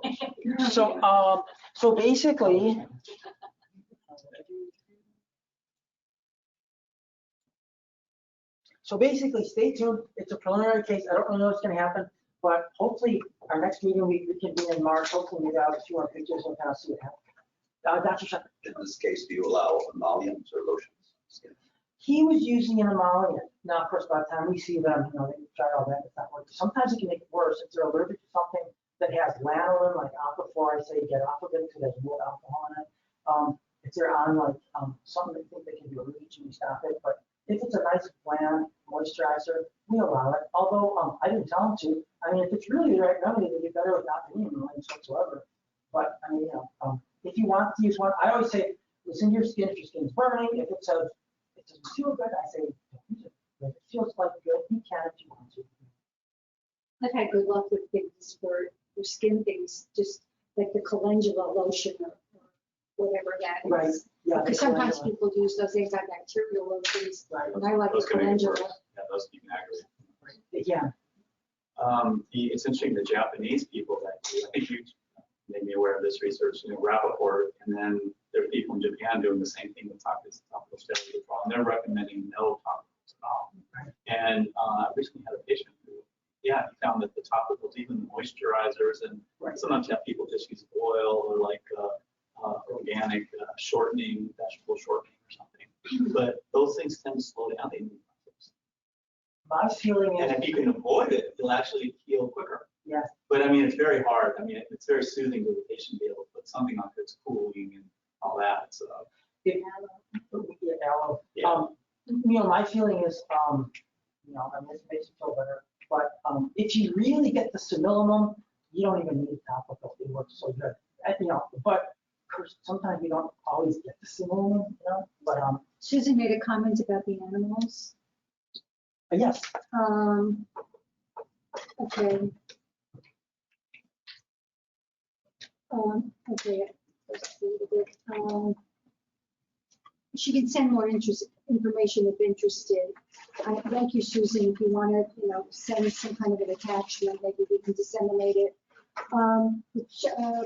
Some people are looking for GMO-free because of the lack of phosphate, and they are aware of other uses of phosphate. Avoidance is the best. Body clears the glyphosate within a few days. Worse than the wheat. Oh, this is about the animals. Worse than the wheat in animal food is the beans, legumes, peas. Huge issues with this because of the glyphosate for sure. Humans want grain-free for their animals because of several reasons, including trying to avoid soy and corn because of GMO and glyphosate concerns. Manufacturers need to use something in the formulation that still allows the product to be extruded and to add ingredients, and they have chosen the beans and peas and legumes. That's in, in like, I know it's in cat food, it will say grain-free and then it has beans. So you really have to be vigilant about what you're really looking at. Susan, thank you so much. Those are some really great comments. Thank you very much. So in conclusion, I just wanted to say that, so the only thing I disagree with Dr. Rappaport is, he says basically you have to stop steroids and that's the only real treatment. I would argue that we really have something valuable to give, to bring to the table in conventional medicine. I mean, this really does help people with this condition, and I really think that classical homeopathic prescribing should be used. The other thing is, of course, we know that it works in atopic eczema. And of course, we know it's a steroids for an agent. So, I mean, those are the key takeaways. So, thank you. And we'll just take a quick break. And Dr. Dietter's going to enlighten us pretty soon. So don't go away. Oh, and I the have last another thing, She comment? made another, she has such great information. Maybe you should just send us either some links. No, even better than that. Would you give us a talk on glyphosate in the spring? Yeah. Dr. Beal, that would be so cool. You could be one of the veterinary presenters and maybe even show us some cases where the animals got better when they went on like a glyphosate diet. Because of all the people I know, I mean, I think Dr. Beal probably has the most encyclopedic knowledge of glyphosate. Well, she has another comment. I'll just read it and it should be, I mean, she's going on, but I'm just gonna read this last time. Lots and lots of issues with glyphosate in animals, both pets, small animals and livestock. They increase as there are pressures from feed shortages and move to use unconventional or low-cost food formulations. We see this with pea products, pea haze, for example, soy stems used for bedding that's eaten for food too. Huge woes from dead to respiratory issues to reproductive issues to lots of less stridal overgrowth. What is stridal disease? I don't even know what that is, particularly in cattle and other ruminants. There is a recent Westwood paper about the relationship of glyphosate in the guts of horses and the clinical presentation of gastric and intestinal ulcers. We talk on glyphosate, yay, come up. She said she's interested. You're the best. You're the best. Thank you, thank you. Oh, and don't forget, in case we forget to say it, the next meeting for the Illinois Homeopathic Academy of Veterinary Homeopathy will be Saturday, March 18th, 2023, and mark your calendar. Thanks, guys. That was fun. Okay, we're closing this, we're taking a break. Wow, that's a lot of information. I just said, whoa. Oh, okay. Okay. Oh, I haven't heard any of this. Please tell me. I guess maybe it's not. No, 3 days. Okay. So that's what I needed to do. So you might want to talk to them down the road and see what we're. Yeah. This is your problem. They say the Maybe she can do it more. better. Yeah, yeah. We do. The mind section. Nobody told me at all. Oh, no. Oh, I'm gonna exit out of this and just pull mine out. Yeah, do it. I mean, Steve, maybe we should. Okay, we'll put it up. So what's the name? Laura Weiss. Why don't we see what, because that's what I think, how long do you think you'll go? I wouldn't think over an hour.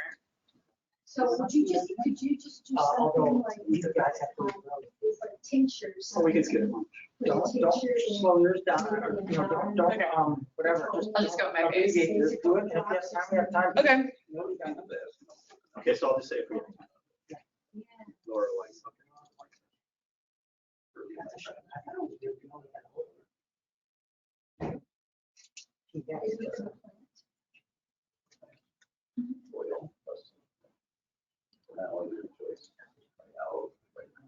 I think it's a matter of communication. People get busy and they send an email and they assume people get it. And I don't think it was intentional.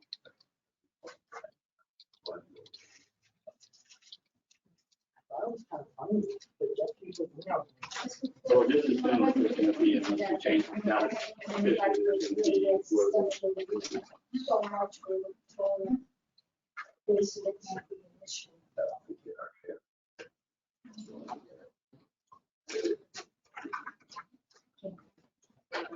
Oh, you're going to do it from Google Docs? Yeah.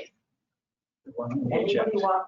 Eject case. Do I need to do something to do that? Or just Maybe pull it just pull out. Oh, try it. you lose everything.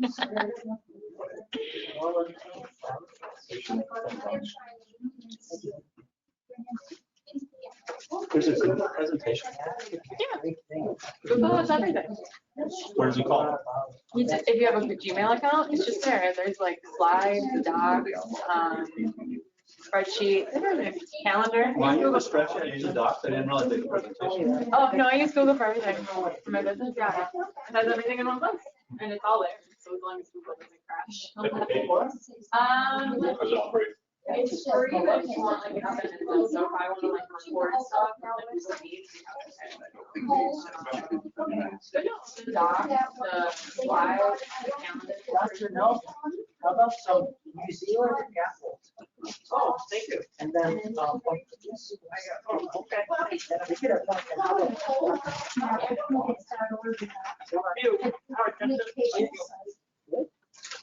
And, it's generally something. Hi, how are you? Here's- I know. I've been teaching. I ended up that's in a year, because everyone a year. How are you doing? Oh, All four programs. all 4 programs? You're in all 4 programs? DC, ND, acupuncture. What was your work? Why would I forget that? Because I wanted to work strictly with amputee. And Uh-huh. because of that, I really needed the. Walnut or dried apples? Ooh, New Zealand apples or dried? thank you. Would you want this first or? No, Thank you. But then I decided to change it to be well, more, yeah, DC is for the license. well, we usually did for amputee. So how's school? Cool.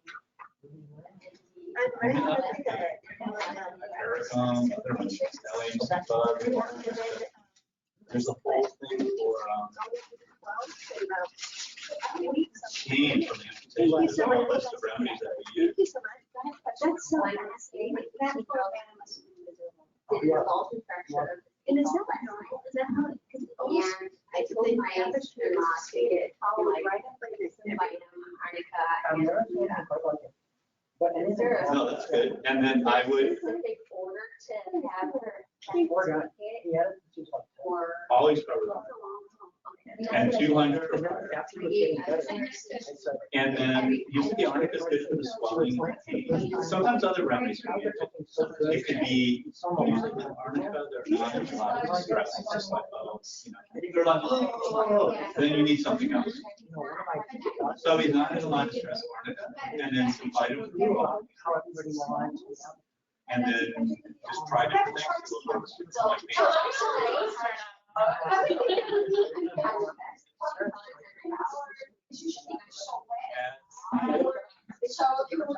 I had a friend who walking in town, he was fractures. And started getting marks of basic. When it dissolves, give him another dose, like with the bits. And he said the pain doctor. He said the arnica took away the pain, but just didn't last. Actually took away the pain last month. Opium, the conventional over morphine, just made it not here. They still felt the pain. But arnica definitely, and then you add on other things. I mean, there's That's why I don't even really like going out to eat anymore. It's so crazy. usually arnica. Yeah. So much. Just like everything else. It's like, Greg loves, he enjoys my food, so I'm like, yeah. I'll have to have you So you can another. try, you can try. Like, even all three in there. Yeah, you can try the Runa, you can try, like, maybe certain types of discomfort, one, certain types of, depending on which one comes, that's the one that you give. That's one that you give. Let me have stress. I don't talk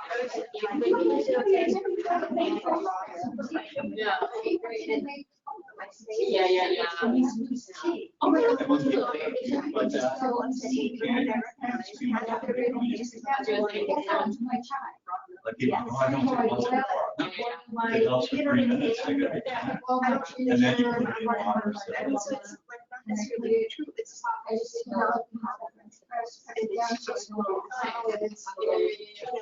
It's not as important as the recommendation. I can make it matcha the other Water, day. mouth, other people do, you know, make it as might some these are. Never go wrong. Unless, you know, the person's hypersensitive, then you want to be careful. Say proof remedies, but if he's not hypersensitive,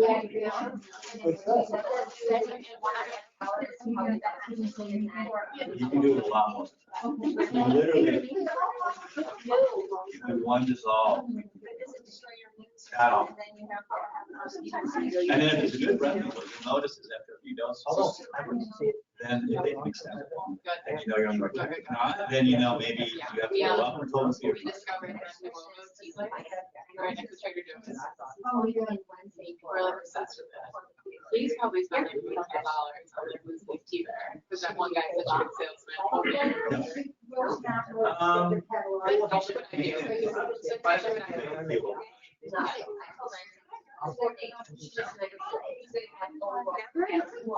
You might see if orange is enough. And just get orange up. And add on some vitamin B. Because yeah, I could interfere with it. So I would just give the orange is enough. So, but I mean, it's not like, but it's not oh, I would do it if it goes for some reason. Or he's in the deal. Or they say don't eat anything. And then every 10 minutes out. One and two. Some people are like that. It's such an exposure. It's such a different paradigm of thinking. It's like, and worse are things that are degrees before they come. It's like, I didn't know that he was like, you know, he was like, you know, he couldn't get his hands. You can try this way and not that way. And, I got someone with that. you know, it's I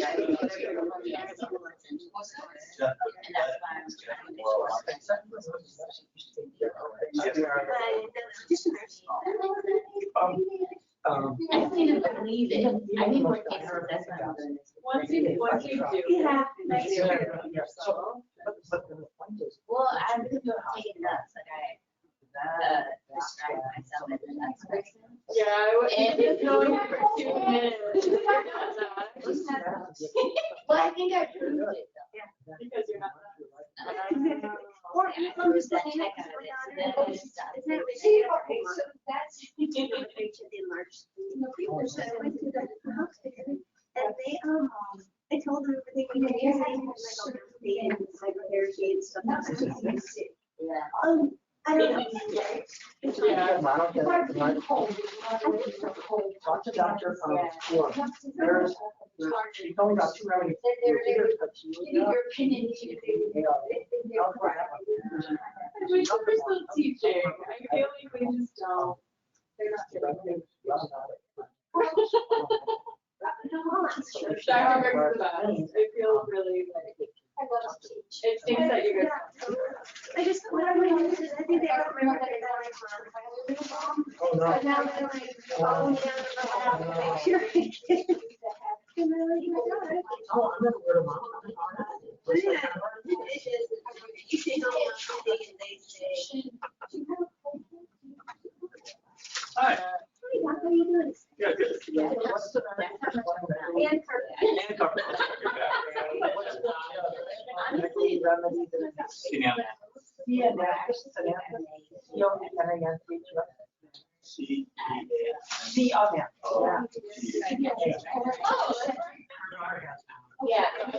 That's mom.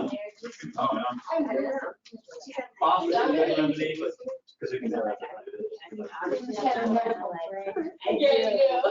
I don't, thank you guys. So that's why I just wanted.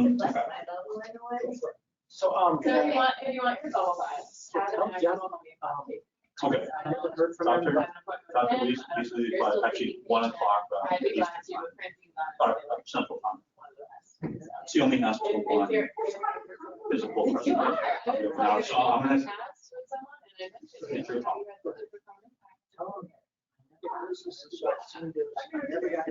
You have to find the home. So I never heard. Right, because each one has. So we'll schedule her for, Like if you want. Yes, or.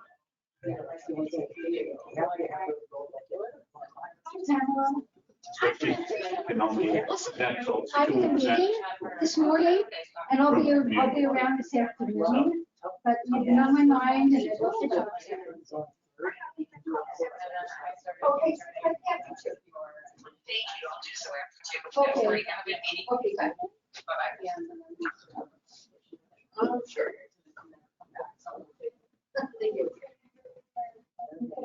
So if you want that magic, have an experience on my podcast. I'm gonna make one comment.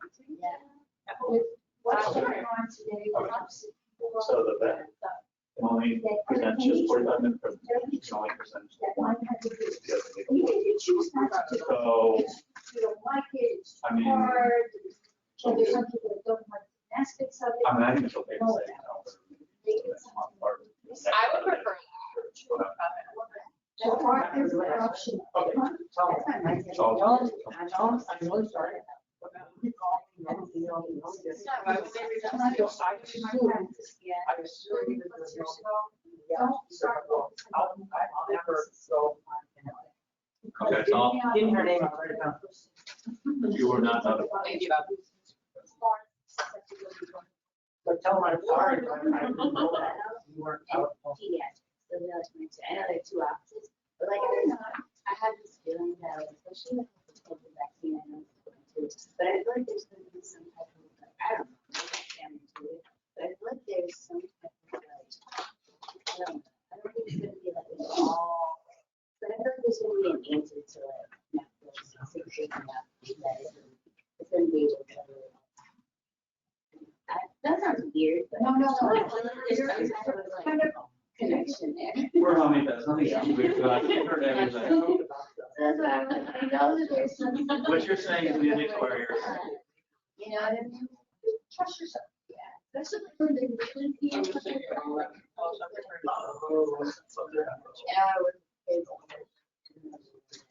Who's gonna work with kids?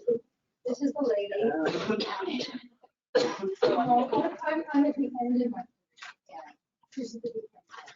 So, all of us know that's right. If you're gonna be involved in while with the IHMA. You have to isolate.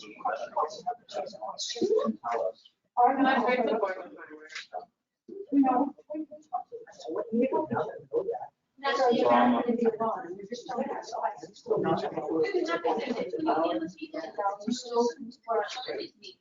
There's a program. I was expecting.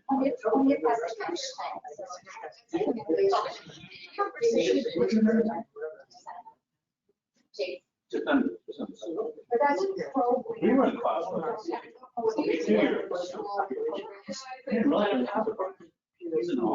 Yeah, they.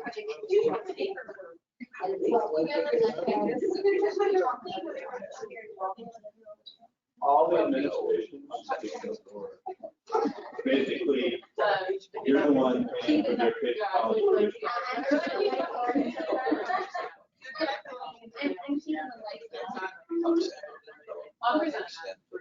You like them more than that, or program.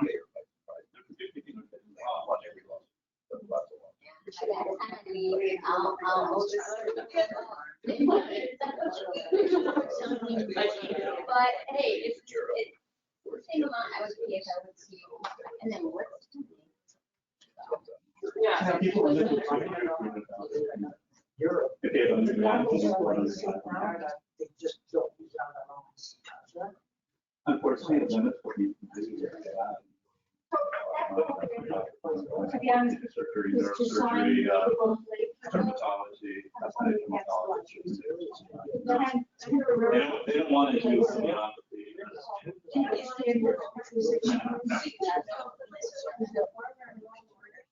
And just to use a book to try to find something. Doctors don't, because their spouses want to be, they want to be safe. And then you know,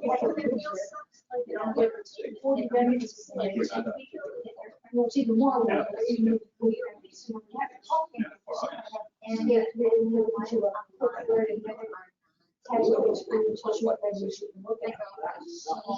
If you don't have it, you're gonna feel lost. Because it's so overwhelming. I have They start. had patients in They ended up making the figure out. I'm just upset. People make it funny.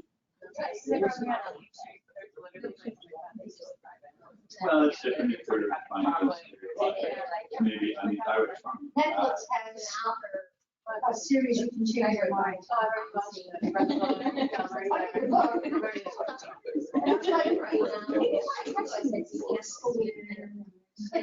would love to chat with you about that.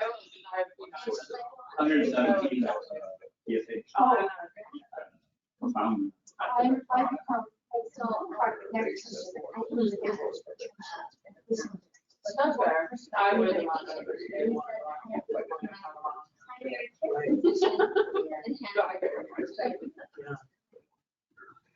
Yeah, I can share with you. The mom and I work And she came on with her primary care physician. and I'll be talking about it. Prescribed her medication and told me that for a minute.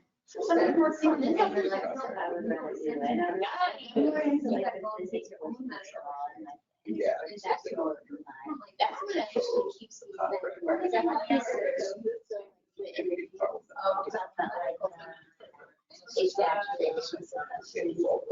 me.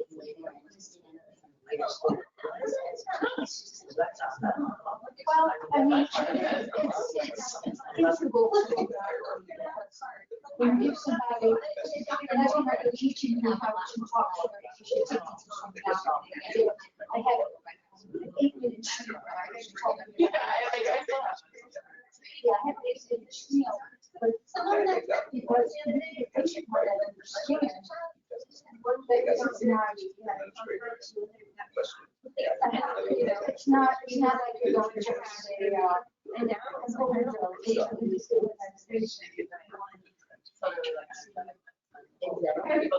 it's a quick way to, it's a quick way to. It's really a technique. Like people help people. Like stewards or like patient advocates. Because depending on if you go to the wrong doctor, I think it depends on, so my child. I don't know. and they just do what they do. But I think it's really You really need to find the right I person might to get find free, help you. like, we only have one. It's not easy. Yeah. Yeah. So, it's like, yeah, so we have Joel and me. You hit it the wrong Even way. if they put it on my, I don't. Push on. I know. I should do it, but You'll never get out. So I'm going to a. I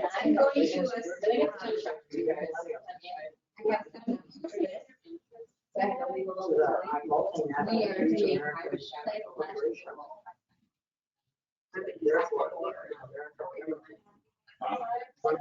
There's so much you can do. Psychiatry is invasive and it causes. There's a lot of research on this, just makes it work.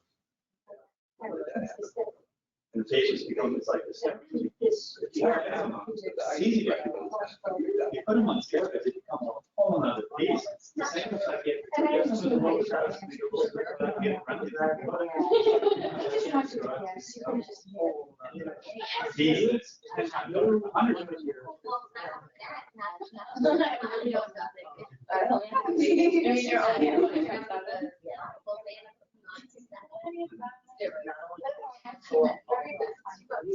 Oh, then it's, yeah, and you maybe never get out of it. I guess I who knows, it might. Okay, she's okay. Laura, so it's her name, write it down. It's Laura Weiss. Laura Weiss, W-E-I-S. Yeah. And her topic is using the mind section of the repetition and mental symptom analysis. Yeah, that's okay. That's why I'm like, no, I'll be on that. Mind section. But maybe, Of the repertoire and mental symptoms you know, analysis. So she's going to go next, tomorrow. And he said, that's they're expecting her not to say, However you want, I can. I get 3 months. You'll get 50 days tomorrow. Tomorrow, I don't have these.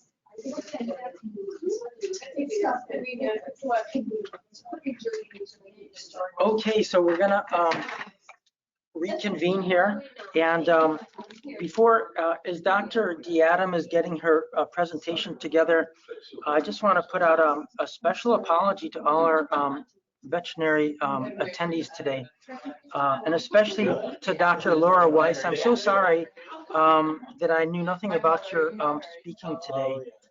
So I apologize for the omission, and we'll put you down for the 10 o'clock lecture for Saturday, March 18th. So once again, I apologize. Unfortunately, no one reached out to me. I never got any emails, phone calls, or anything. So I just assumed that since, Jeff, since you didn't get a hold of me, I just assumed that there was going to be no veterinary speakers today. So once again, sorry about that.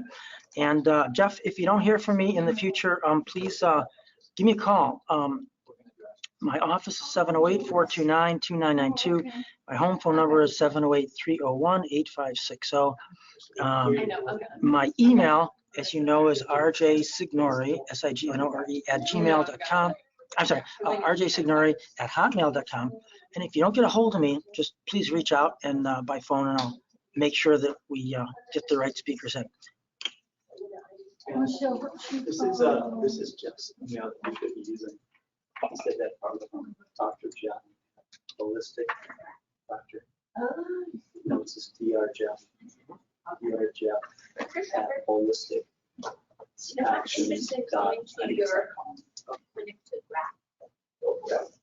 let him know. I know what his email is, but it's his job to let me know if he has some of these things. Yeah. So let him know. If I don't hear from him, I'm assuming there's no, unless I get, yeah.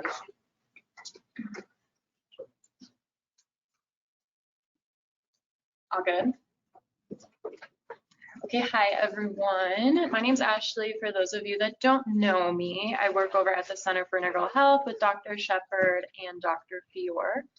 So I'm going to present 3 cases today. The first 2 I did with Dr. Shepard, and then the last one is a case I took on my own. I have my own business as well, so the last one, the 4-year-old, was a case I did on my own. We're going to start with Ethan. Ethan, I'm probably going to spend a majority of the time on because this was just such an awesome case to watch unfold.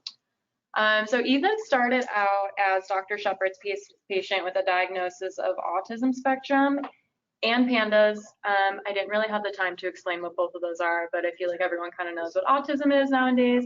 And pandas is a neuroinflammation, usually caused by a strep infection. I don't know if that's necessarily true now. It's just seeing all of the kiddos that I've seen with a pandas diagnosis that don't necessarily have strep infection show up on labs. But in Ethan's case, he did have an underlying strep infection. So with Ethan, from what I remember, Dr. Shepard, the last remedy he had him on was belladonna. And at our facility, we can go up in potencies to the Finky. And I actually did put a couple slides in at the end, just demonstrating like how to make those Finky remedies. But I think Ethan left off on like belladonna MM plus maybe 10 once I got him. So once I started working with him, it was still working belladonna, so I kept going up and up and up, and I'll go through the symptoms, so you'll see kind of why the belladonna fit. But after a while, it just stopped working. So when a remedy stops working and you're so high in potency, you obviously have to switch things up and find a better remedy fit. So with Ethan's symptoms, he was not verbal at all. Like no words, was not making any sense, pretty much just jibber jabber.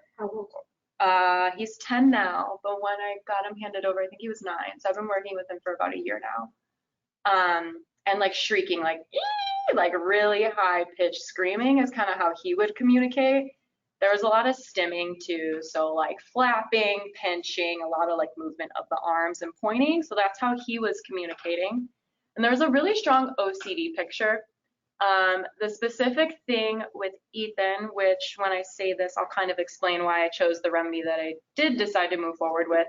But with his OCD, he had this kind of like obsession with lining things up. So all of his stuffed animals were in a line. Any toys he would play with, they would line up. silverware when he would sit at the dinner table, like he would put things in line. So there's this constant theme of him like lining things up in a row. He would pace back and forth in his room and like touch the door. He was flipping light switches on and off. He would hide under the blankets. I'm not sure if that's necessarily like an OCD symptom, but that's just kind of how the mom reported it. So it was just this like obsessive behavior, and that was something that appeared obsessive to her. He would stand up and step in place a lot or do a lot of air writing. So he would just like write letters like in the air. Mom tried to figure out if he was trying to communicate with that, and nothing necessarily made sense. So he was just doing like this writing in the air. And then here's his behavior that 100% fit belladonna. So really defiant, biting himself and others. You'll see with this population, because there is that like heavy neural inflammation, there's a lot of like self-injuring behaviors. So they'll hit themselves, they'll bang their head on the ground, they'll bite themselves until they bleed, they'll scratch themselves. And sometimes that can be towards other people as well. It's usually the caretaker, so usually like mom or dad or someone that's around them more often. Ethan had a really hard time with transition, so that would usually trigger like this anger, rage-like behavior for him. So he had a hard time from like leaving home to go to therapy or therapy to school and vice versa. Pounding on the chest. Oh yeah, there was, he was urinating at night, and like I said, when I got him, he was 9. So that's still pretty peculiar, not necessarily with that population, because there's some underlying infection that's usually contributing to that. But at this point, a 9-year-old that has to wear diapers, like that's obviously not really the best life to live. And then this is just further explaining his anger, rage, like, so it was violent. It was to the point where mom was like scared of her life at sometimes because he would be so strong. He had not gone through puberty yet. He was prepubescent, but it was at that point where like he was gaining more muscle mass. His face would get really, really red, a ton of perspiration, and he could not be controlled. So like the dad would literally have to put his entire body on him in order to like pin him down so he wouldn't be able to move. And then his pupils were dilated. Mom specifically noticed that. So like I said, it was a really clear case to just keep continuing with belladonna. We went up to the 18 hours, but then improvement stopped. I think we may have attempted 19, but there was nothing. Like it wasn't touching the rage, it wasn't touching the OCD behavior. And as you can see, there's a lot of really great other remedies that came up. Tarantula, I think I put him on at one point, and that helped with some of his symptoms. But you'll see in progression what I did with other remedies. So I decided to give Ethan streptococcinum, which is a nosode. So for the students that don't know what a nosode is a diseased tissue that is prepared homeopathically. So I started with a 30C. He initially flared in literally all his behaviors. So the anger was worse, the rage was worse, the OCD was worse, and I was like, oh my God, I totally screwed up by giving this nosode. But as you know, if you have that initial flare, that can sometimes be a good sign because it's stimulating the V's, it's stimulating things to get moving. So with the initial flare, I obviously just watched and waited. His aggravation was for a few days, and then I had mom just told her to wait it out and see what happens. So we waited 4 days, and then after 4 days, he had some speech, and he looked mom in the eyes and said, God is helping me, and made eye contact with her. Yeah, which like I get goosebumps every time I say it because it's literally huge. With this population, like being nonverbal and saying something like God is helping me, like that's pretty awesome. And he actually started taking his diaper off and urinating by himself. Like he would wake up in the middle of the night, take his diaper off, and like go to the toilet. So those were some pretty big changes. You gave it just once or multiple times? He's been dosed plenty of times at this point, and you'll see we worked our way up to a 10. That reaction? That was just once. Just one time. Yeah, so once of a 30C, there was that initial flare, and then that was the improvement after the flare. So then we went up to a 200C because, you know, the improvement just kind of died down. And then he wasn't engaging in as much self-injuring behavior. He was still going to the bathroom on his own first thing in the morning, and the air rating was 100% gone with the 200C. He was not doing any air rating. And this is also really interesting because this population is very sensitive to like textures, smells, noises, like any external stimuli can sometimes play their system.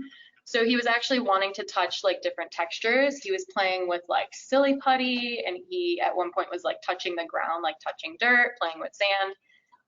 He was engaging in like candles. Mom,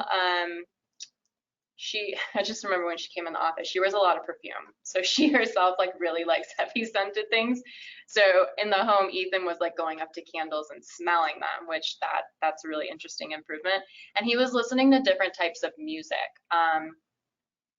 Tarantula, I don't even know if I put this in the PowerPoint, but at one point he became really calm when hearing music. So that's why I went ahead and prescribed Tarantula at one point. But up until that point, he was only listening to, excuse me, one artist, I forget, it was a male artist, but he wouldn't listen to anything besides that one artist. So now he was engaging in different types of music and different types of artists. So then further improvement with the 200C, he was making like full sentences. I want the peak candle, or cold, I want blanket. It might not have been a perfect sentence, but at least he was able to be understood and pretty much dictating his needs and what he needed. So with the 200C, there was no biting, and that was a really huge thing, because anytime his system would flare, he would bite someone else or bite himself. Transitions were about 50 to 60% better, meaning that he would get angry, but it wasn't a full-on rage from the transitions. Like, Mom is pretty intuitive, so she could kind of tell, like, okay, his system's flaring up, I need to give him something so it's not this full-blown rage and he's attacking me and my husband needs to put his whole body on him. And then with this population, I've also learned that their systems, their immune systems, are very sensitive. So if they're exposed to a pathogen, you know, virus, bacteria, or whatnot at school, their system will kind of flare, and then I'm learning that regression happens. So he got something at school, we don't know exactly what it was. He got sick, had like a normal immune response, so like a high fever for a few days.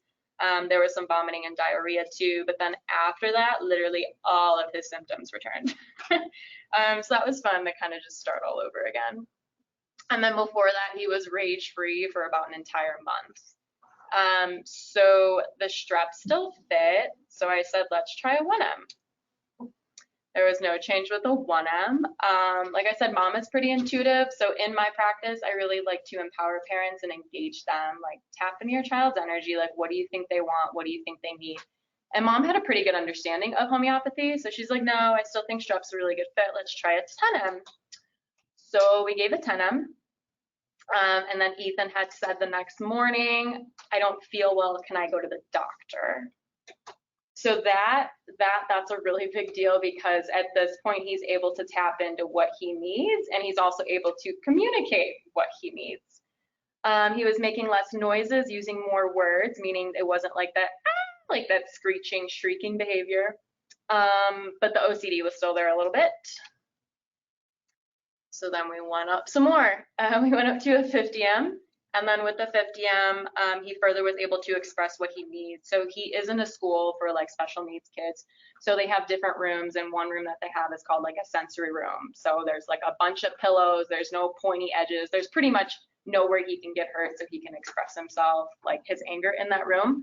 And I'm just assuming he felt himself like getting aggravated. So he had taken himself to that sensory room, and he's never done that before. He'll usually just have his rage or his tantrums out in the classroom for everyone to see, and he would hurt other peers. But after the 50M, he walked himself over to the sensory room, did what he had to do.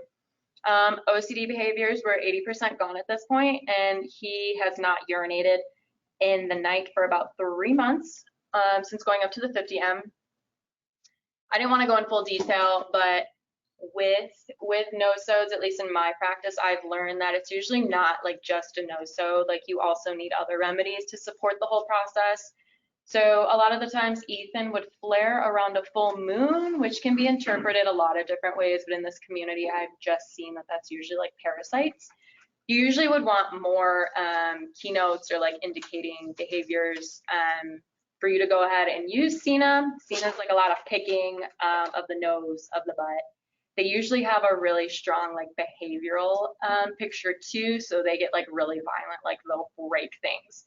Ethan wasn't at the point where he was breaking things, but he still had that underlying like aggressive, angry, rage-like behavior. So CINA was one that we gave, Tarantula was one, Calc Carb, and Burrito Mirror was another one that we gave. At this point, I still have Ethan on strep. and tarantula is what he's taking concurrently together. The mom calls like once a month. She's really great at kind of knowing what he needs, and I just support her along the way. So at this point, we have him back on strep. We had stopped for a little while, but the OCD behaviors picked up. So we started up strep again recently. And I just kind of wanted to put like a little, I guess, materia medica together for strep nosode use with like autism and pandas. Because like me, like when I read a materia medica, it's just, it's generalized. It's not specific for a certain population. And that's kind of where I struggle trying to figure out how to use these deeper acting remedies with this population. So this is a little like materia medica from a woman that I work with on the West Coast. She's been working with this population for about 10 years. So this is kind of just straight out of her book. I'm not going to read through them all, but with strep, because it's that underlying bacterial inflammation, the bacteria has this energy of like obsessive compulsiveness, which is where you see these children like expressing those OCD-like behaviors. You don't always need the history of strep in the mother or the child, but that would just kind of be like a really confirming symptom. So if you have chronically enlarged tonsils, or mom like tested positive for strep during pregnancy, and then she had a bunch of antibiotics, which was then suppress that strep, and kind of put that onto the child. These are just other remedies too that I've used along with strep specifically. Obviously each remedy has its own, set of keynotes, but these were kind of just like a generalization. So when you see the rage and the tantrums, like the remedies I've listed there are ones you should definitely consider. The tics and twitches, you'll see those remedies, the strong fears and panic. Behavior rigidity and inflexibility is a really big thing too. You'll see with this population, like they just have their mindset on one thing and they have a really hard time expanding away from that because it's just what they do and how they do it. And then detox support. I know a lot of homeopaths may not always agree with this because it's not necessarily like classical or Hahnemannian, but usually with this population, there is a problem with the child detoxing, which is why they're expressing all these symptoms, because they have all these toxins, whether it's a physical toxin or like an emotional toxin. And we all know like emotions are held in the liver. So there's usually some congestion in the liver, and those remedies there can be helpful to move that through. So why nosodes? So nosodes have the ability to clear the cellular memory of a disease process, and they can clear a miasm or the disease pattern acquired within this lifetime. I remember when I had my first class with Dr. Shepard, we talked about miasms and I just did not understand it. It was very confusing to me. I had no idea what he was talking about. And now that I work with this population a little bit closer, I have a really great appreciation for miasms because I've just understood them and studied them a little bit more. So for the students that don't necessarily know what a miasm is, do I have it in this one? I don't want to mess it up. Hold on. Here we go. What is a miasm? An underlying condition that may prevent a chosen remedy from acting or a cure from sticking because an underlying inherited disease pattern was not addressed. And Hahnemann actually, and Dr. Shepard, correct me if I'm wrong, this is just what I found when I was looking through stuff. But Hahnemann actually, he found that diseases continued in his patients despite well-selected remedies. So he postulated that the chronic disease resulted from an unhealed or suppressed disease process. And he coined the term miasm. So the original disease state would return. So Hahnemann pretty much had to look for a deeper reason why. Like, why is this not healing? And I actually find this a lot in the population that I work with, because you can give well-indicated remedies a lot of polycrest. Like, I know that there's homeopaths that have practices that are totally thriving where they just do like classical homeopathy. And I think it can be really beneficial, but my approach kind of is I start that way, and if things aren't shifting, that's when I kind of look at nosodes, because nosodes can just act at a deeper, I guess, physiological or cellular level. Just with the patients I'm seeing, I'm not saying that that's correct, and nosodes don't always give me the response that I'm looking for. But if I'm stuck and things are not further progressing, it's like, why is this child not getting better? There's usually a miasm that is just not being addressed. And if you can address that, then you can achieve an almost cure. So yeah, he looked at the larger patterns of his patients, trying to figure out where they weren't healing. And then the example that I found was the suppression of skin disease. And then Hahnemann found that the suppression was pretty much the reason why the miasm was taking hold. And then Hahnemann announced the miasm theory in 1828 in his book, The Chronic Disease. And of course is immediately controversial. And at that point, I don't think germ theory was even like talked about. So that wasn't necessarily why it was controversial. It was controversial because it kind of went against Hahnemann's original teachings. The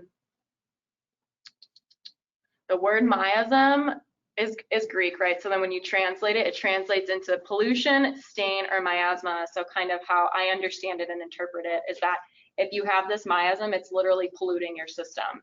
And if you have a polluted system, obviously the bees can't take hold and it can't help you heal if it's polluted or stained. I want to talk about the difference between like a miasmatic remedy and a no-so. So with a miasmatic remedy, a miasm, like I said, suggests an inherited pattern, and not all classical miasmatic remedies are no-sos. Thuya is a great example. It could definitely be a miasmatic remedy, meaning that it works on that deeper physiological or cellular level, but it's not necessarily a no-so because Thuya is made from the arbor vitae, which is tree plant. So it's not a no-so. So in that sense, any remedy can be considered miasmatic if it removes a chronically inherited pollution, which I just mentioned. And then no-sods, they're specific remedies from a diseased tissue that can be used to treat a miasm or clear a chronic disease pattern acquired within this actual like physical lifetime. So I was just thinking about that and then postulated this can be why Ethan responded so well to belladonna and strep. So when I do my intakes, I spend a lot of time asking about like mom, her history and like family history, like what had impacted their family. So you'll see with like tuberculinum, you typically do want like some type of lung disease, lung congestion to be like a confirmatory symptom to use tuberculinum because that is made, you know, with tuberculosis.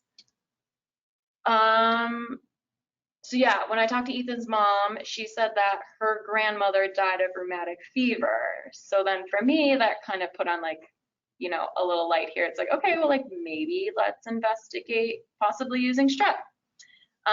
Because rheumatic fever is a complication of scarlet fever, and scarlet fever is caused by group A beta hemolytic streptococci. Hahnemann actually used belladonna to prevent the spread of scarlet fever. So then I was just thinking about this. The expression of strep is no longer as common in today's society due to widespread use of antibiotics. But if antibiotics worked, it should be gone then, right? Like it should be eradicated. And with that being said, we don't necessarily see scarlet fever or rheumatic fever in today's population, but we have pandas. So a lot of people just have postulated and just looked at it as rheumatic fever can actually be like an inflammation of the brain. So like rheumatic fever of the brain, which pandas is neuroinflammation of the brain. Like it's the swelling that we have from a strep infection that specifically affects the neurological system. So yeah, I just put, has rheumatic fever morphed into pandas? They say pandas is rheumatic fever of the brain. Was rheumatic fever suppressed into a deeper layer? What I mean by that is that we have the use of antibiotics, which we know can be helpful, but ultimately it's suppression. Like it works in opposition with homeopathy. So homeopathy wants to bring things to the surface and help us heal it, while antibiotics can suppress the system. So that was Ethan. So this is my next case. This one I did with Dr. Shepard too. I just did their initials because I did not get confirmation to use name. But he has an autism spectrum diagnosis. Age. Huh? Age. Oh, sorry. 7. Yeah, just help us. Yeah, he's a 7-year-old male. When I started taking over his case, he was verbal, but it was a lot of like jibber jabber. Didn't necessarily like make sense to the point where you can understand him. So he had some language. This little guy was very, very impulsive, very fearless, and had a lot of defiant behavior. So he would just move, act without thinking or processing anything, to the point where he would kind of be dangerous to himself or to his mom. He loved to climb. Like he was a little kid that would just run up the like playground and not look and see if any kids are near him. He would go down the slide before looking and seeing if he would run into anyone. Like just very impulsive, very fearless, no fears at all. The thing with him is he always wanted to be around people and connect. He was actually in the office, I don't know, about a month ago. very phosphorusy, like just loves people, loves connecting, loves just that energetic exchange with people. He's very intuitive too. I think his mom's on phosphorus, actually. I don't know if you know who I'm talking about by the initials, but okay. Yeah, I think his mom's on phosphorus now. So yeah, he's definitely got some sense of that in him. A strong love for animals to the point where he has all these stuffed animals and he names them all and he sleeps with all of them and he loves the zoo. Yeah, very much into animals. There was a strong insomnia picture where he wasn't able to fall asleep. And when he would fall asleep, he would wake up multiple times throughout the night. The big thing that we used, and when I say we, Dr. Shepard and I, because I definitely consulted with him on this one, because this case was a little bit more difficult for me because mom wasn't the best at communicating his symptoms. But he's very small for his age, so stunted growth, very tiny. I don't know his exact weight and exact height, but very skinny, kind of looked malnourished. And also didn't have an appetite, so that's pretty odd, the fact that he isn't having like a hunger sensation, but he's also like not growing in stunted growth. The only thing he ever wanted to eat was bread, so mom was just letting him eat bread because it's like, well, at least he's eating something. But he really didn't have a desire to eat anything but bread. Very restless, always on the go, could not sit still, even when he was in my office, just constantly moving from office to office, trying to find the animal that he wanted, would not be still at all. Never satisfied, he would always want the next best thing. So he would get this stuffed animal, he's like, no, I want this other one. So always looking for something better. And then with mom's history, the patient's father has a history of mental illness. I don't know exactly what, but he's been on pharmaceuticals for a very long time. So then in my mind, I'm like, okay, there's a ton of suppression there. Mom has some suppressed emotions as well, and she did have a history of STI. She did not remember which one. So then these were just some of the symptoms that I repertorized, and then you'll see I went ahead and moved forward with metarhinum. But the thing that mom stressed that she really wanted help with was his growth. Smaller than all the kids, looked undernourished, obviously isn't eating good food. So she wanted something that would stimulate that within him to desire food, want to eat more food, and grow. So we went ahead and moved forward with metarhinum. Throughout his whole treatment, we eventually worked up to a 1M, which is where he's at now. But we started with a 30C, and his appetite came back right away. He was asking for more than just bread. Oh, shoot. I don't remember exactly at what potency that the mom mentioned that there was weight gain. I want to say a 200. So after we moved up to a 200, he gained about 5 pounds, which is a big deal because he's very undernourished. And he grew about a ½ inch in a month. He was speaking more words, which was good, but then mom noticed it was these repeated phrases. So someone would say something and he would just repeat that over and over and over and over again. He was sleeping throughout the night a little bit more. Mom has been dosing chamomilla for sleep, which has definitely helped, but that insomnia picture was still there, so we had to find something that would shift that a little bit more. And his defiant behavior was about 80% better. And then I just listed some of the other remedies that we had given him at one point. Tarantula, calcarb, tuberculina, and thuya all helped with his behavior as well. For that repeated speech, we went ahead and gave Zinc metallicum. If you see, it's kind of at the bottom, so second from the bottom, mine repeats the same things. There were a lot of other remedies there, but with this client, that restlessness too, and that repeated behavior and the inability to sit still and like constantly moving all the time, Zincum just came up strongest for me. So it completely like healed his speech. I know healed is such a strong word to say. I don't really like the word cure.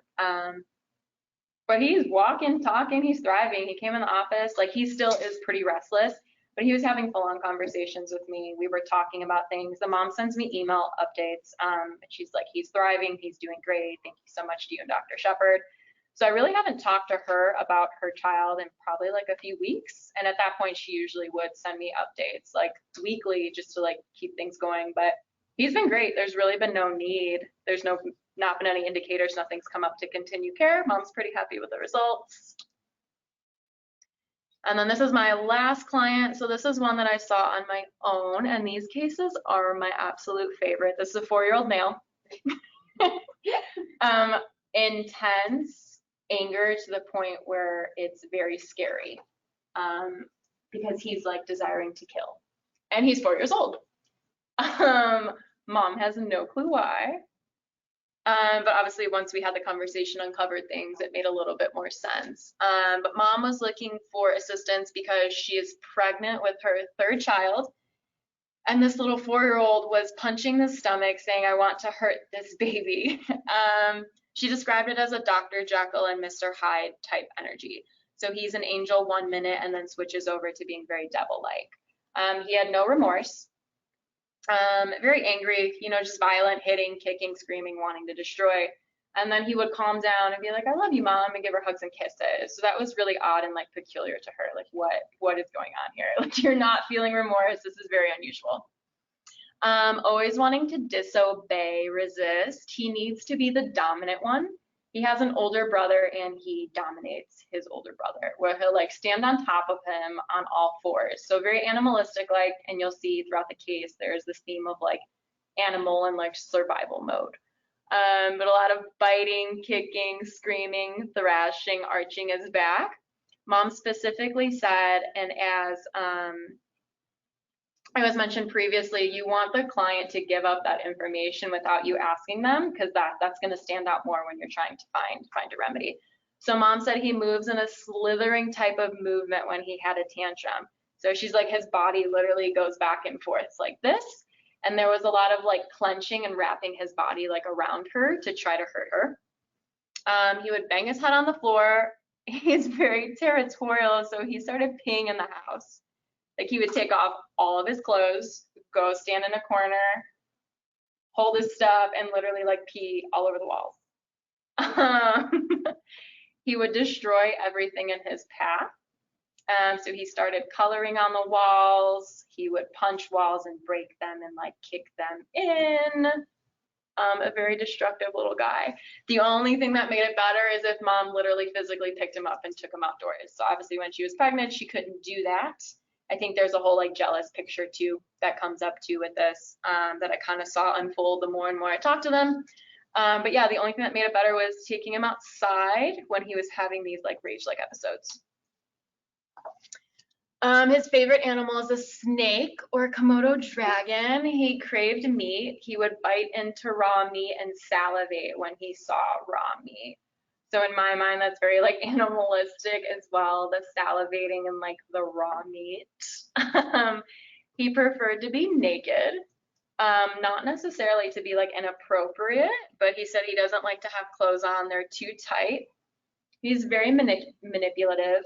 And going back to like the dominance, like he wanted dominance over mom too. Like he would tell her what she can do, how she can do it, when she can do it. So that was obviously a struggle because he's 4 years old. Always lying, never telling the truth. So sensation process is a little controversial in classical homeopathy because it goes more off of feeling, intuition.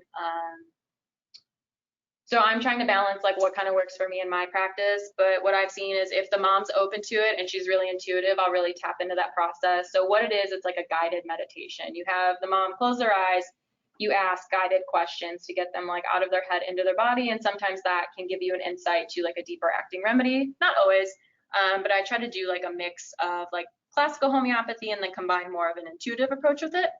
So when I did that, what came up a lot was like survival mode. This client needs to survive. He feels like he can't survive unless he inserts his dominance and has all this destruction going on. His rage feels like an inferno, very hot, very uncomfortable. Then mom said that my suppressed anger feels fiery too. It feels like an inferno within my system. The fire keeps getting larger and larger, and then the patient needs to keep the fire burning in order to be powerful. It's kind of up to your interpretation. The survival thing kind of just stood out a little bit more to me, so I went with that. So mom originally came to me because she had tried a bunch of remedies on her own and nothing was working. And so if you look at these, they're all like really like high brain inflammatory remedies that should help, you know, bring that inflammation down, meaning that the behavior would then be better. So she tried a bunch, nothing worked. So obviously she came to me. So these were just my differentials. The anacardium is still a possibility. He does swear and he's 4 years old, but mom and dad also swear. So that's why I didn't look at it as that peculiar. So that's why I didn't really move forward with anacardium. Tuberculinum is a possibility. Lacinum is rabies nocid, which has like salivating, and him salivating with meat made me think that. I don't know if that's necessarily very peculiar, but that's why I have that on there. Lachesis, I feel like the case fit that really well. And then the last two are milk remedies. So it's lion's milk and wolf's milk. Lion's milk because he's very dominant. And if you think of like a lion, they're the dominant ones, right? Like out in nature. And then with wolf's milk, they need the dominance too. But with lion, it's more of like they need to be top animal, right? And that's kind of what this client was showing me. So that's definitely why I put those in that differential. But with the wolf's milk, it's like there's a strong aggressive picture too. I don't know too much about them. I'm still learning about them. But just using kind of like my logical thinking with a classical approach and then bringing in some like intuitive qualities as well. That's kind of how I came up with those last two as a differential. Wolves are more pack animals too. They're more of a community. Correct. Dominance, but they work lions, together. Well, they can be in a pack or pride. It's more like, tend to be, correct. So yeah, that's a really good point. So just like using those themes, like of how you see those animals acting, you can then use that to kind of see how the child's behavior is acting as well. I went ahead and moved forward with lachesis. There was another snake remedy that came up a little bit stronger, but it was difficult to get. So I told mom, why don't we just start with lachesis? It still fits everything. I knew he needed an animal remedy just based off that survival and how he was acting, like very territorial, very animalistic. And like I said there, like our reptile brain kind of leads into that survival theme. So that's why I went ahead with an animal remedy. Slithering movements obviously made me think of a snake. And then just common keynotes that like we've learned. So clothes felt too tight, too constricting, and he does not like heat at all. Like he cannot be in a room higher than 80 degrees. And he was much better outdoors and like that open air. So this is just a quote from a book that I have from the woman that I work with. If anyone's interested, it's a really awesome book. So snakes represent destruction on all levels. These remedies are crucial for healing violent and destructive children who intend to do harm in their actions. And I would say he definitely had the intention to do harm because he had no problem verbalizing that he wanted to hurt his unborn little brother. So mom gave 2 doses of a 200. He was rage and tantrum free for 8 days. And that's pretty profound because before we started the remedy, he was having a rage episode at least 3 times a day. So there was improvement. Pretty much complete improvement because he was behavior free for 8 days. So I just said wait and then redose if the symptoms return. So we had went up to a 200, worked awesome, then stopped working, right? 1M, pretty much everything kept working, but then it stopped working. So obviously we had to find something else because my theory was lachesis was just a layer. It wasn't an actual cure. And then his little brother was born, and then the rage and the tantrums came back like full fold. There's definitely a strong jealousy. Like he wants all of mom's attention on him all the time. So then I went ahead and switched to tuberculinum, 200C, and then pretty much what I just said. So lachesis was kind of just a layer of that healing. Tuberculinum is a very destructive and rebellious remedy. After we gave lachesis, more destructive behavior came out. So he began coloring on the walls and he would take hammers and just pound into the walls. Not that they necessarily had hammers laying around, but they were doing some work remodeling upstairs. So he like found these hammers and just started making holes in the walls. And then something else that I really paid attention to was that he said he needed to go outside because he felt like a trapped animal in his house. So like once again, that theme of animal coming up, feeling trapped. And with tuberculinum, like they don't necessarily like to be restricted, which is where you get that like rebellious type energy. So when they're told to do something, that rebellion kicks in. They don't want to be told what to do or how to do it. Okay, yeah. So then being told no was usually the initial trigger for him. He tells mom, don't tell me what to do. And once again, he's 4 years old, so that's a little odd. So he's definitely much worse contradiction. And he also had extreme night terrors. He would wake up screaming and full of sweat, which is also another tuberculinum symptom. I just dosed the tuberculinum, so I'm still waiting for a follow-up. I don't know if it shifted anything. But because there was like that initial response to the lachesis, and then it kind of like died out, that's what made me think like, okay, we need something deeper. When I chatted with mom, there is just like a lot of suppression, like within her mom and dad, without going into too much detail. But I definitely think there's a miasm that needs to kind of be healed before like moving forward with any other remedies, because I chatted with him too, like the little 4-year-old, and asked him why he does these things, and it's a very like evil energy. Like it's very uncomfortable for me to even like hold his face and talk to him, because it doesn't seem like a 4-year-old. It, in my mind, seems like this evil little mass murderer from another lifetime that's like incarnated into this body. Mom's even said that. She's like, it's really hard because obviously it's my child and I love him, but it's hard to connect with him because I know he intentionally wants to hurt me. He wants to hurt my baby, and she can't leave her baby alone like with him because she doesn't trust him. So I will keep you guys updated on if tuberculinum does anything. What's his vax history? He's not vaxxed. Wow. He's not vaxxed. I have a comment here from Sabine. Totally. Want me to read it? Yeah, go ahead. This is from Susan. She says, I'm really curious when I hear these sorts of cases, the ones in which there is these types of violence, the hydrophobia-like symptoms, the rabies, miasm type symptoms, what the history in the family is around pets, dogs or cats with rabies vaccine, potential history of animal life, et cetera, et cetera. I often see cases in which the exposure to the rabies vaccine is a real component of the disease, either in a, quote, never well sense or in a situation in which the rabies component is almost always grafted onto the underlying chronic disease. Now, I don't know if she's talking about a person or an animal here. Yeah, I mean, if you look at everything from an energetic perspective, that 100% makes sense. Because, right, from rabies vaccines, like we're not getting those vaccines, but our animals are getting those vaccines, and someone that has a pet that they spend a bunch of time with, like totally, I think that can be imprinted on you. Like, not to get controversial, but with the whole COVID vaccine, right? Like women that are not vaccinated are having all these weird menstrual issues and never had menstrual issues before. And it's because you're around another woman that's vaccinated, and there's something energetically with our hormones where they sync up, right? So that totally makes sense to me. It's also the shedding, yeah, which I don't understand totally, but there is, you know. Yeah, I think there's a huge energetic component, which is why I've really taken to liking this whole like intuitive process with homeopathy. And homeopathy itself is very intuitive, but the woman I work with, it's a little maybe too intuitive for me, and it's hard for me to grasp how she can literally just go off like intuition. So that's why I kind of combine the two, because it just makes the most sense to me. But everything is energy, so she'll literally like tap into the child's energy and try to like visualize things and see things, and I'm just not there with my intuition.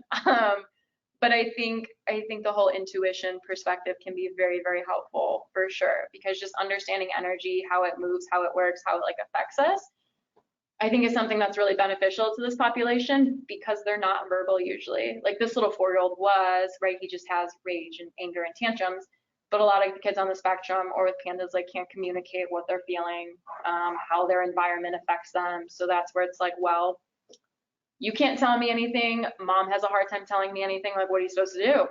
Right? Like, you got to give them a remedy. It's like, how do you know what remedy to give? So you intuitively have to kind of tap into that. Ashley, who do you work with? Her name's Angelica Lemke. Oh, the same person that authored Yeah, she's actually done some webinars on Whole Health Now, which is Kim Alia's website. I think they're still up there because there's some free content too, but she's been working with the population for I think like 10 years. So she developed a whole practice. It's a bunch of moms, so pretty much like moms that she's turned into homeopaths. And it's really cool. It's definitely a different experience, and I have working with like Dr. Shepard and Dr. Fior, but I really appreciate like both perspectives, and that's why I've kind of like combined the two together, because that just works for me and like what aligns for me. But I think it's important to have like a good foundational logical understanding of homeopathy, but there's totally that intuitive approach too that I think needs to be acknowledged. Where does she practice? Where does she practice? She has a virtual. Yeah, she has virtual consulting, which I kind of saw her layout, and that's why I decided to do that too. It just kind of makes sense for that population because they usually can't come in the office, and if they do, like they're loud, they're banging their heads, like they're very uncomfortable being out in public, especially like a doctor's office. So, excuse me, it kind of just works best to do virtual. It's called the Homeopathy Hive, if anyone's interested. But yeah. Does she use physical generals or she mainly? Not really. Yeah, it's interesting because when I take a case with her, like I take the case how you guys taught me. And so I'll ask those things like, are they more warm-blooded? Do they uncover? And then when I'll chat with her after, she's like, you know, you don't need to go into too much detail with that. I'm like, okay. Yeah, it's more the physicals, or sorry, the mentals. They'll consider it. I don't necessarily know because they use a lot of odd and peculiar remedies, like a lot of the animal remedies, the lax. They have a boa constrictor, it sounds more like boa constrictor. So that's what I was actually gonna do. Yeah, I was actually gonna do that, but mom didn't have access to it. I have a way now to get it to her, but originally like lachesis was coming up for me too. So I'm like, let's just try lachesis. We'll start with a snake remedy. But yeah, I told mom, I said, I can get it for you. So if tuberculinum doesn't shift anything, I might go back to boa. Yeah. Another comment? Mm-hmm. Okay, Susan said, as some humans get rabies vaccination with pre and post exposure. And another comment to a little longer, and lots of history in the literature of cases where there was post-vaccination, not just rabies transfer from the adult to the child, adult to adult. How William was treated a super case of a grandfather who was paralyzed within a couple of days after being visited by a grandchild who had just been DPT vaccinated, and he had cleaned off a dropped soother by putting it in his mouth before returning it to the child. I don't know what that is. Sucker, maybe? He was cured using the post-vaccination remedy. I think it was fluid. I can't recall the exact remedy medicine off the top of my head. So yeah, so I've had a case with the homeopathy hive where kid presented with, you know, classic autism symptoms, not vaccinated. Mom and dad were vaccinated, I think like a year before conceiving because they had to travel out of the country. And up to that point, mom and dad were not like up to date on their vaccines. I don't know exactly which ones they got. MMR was one of them though.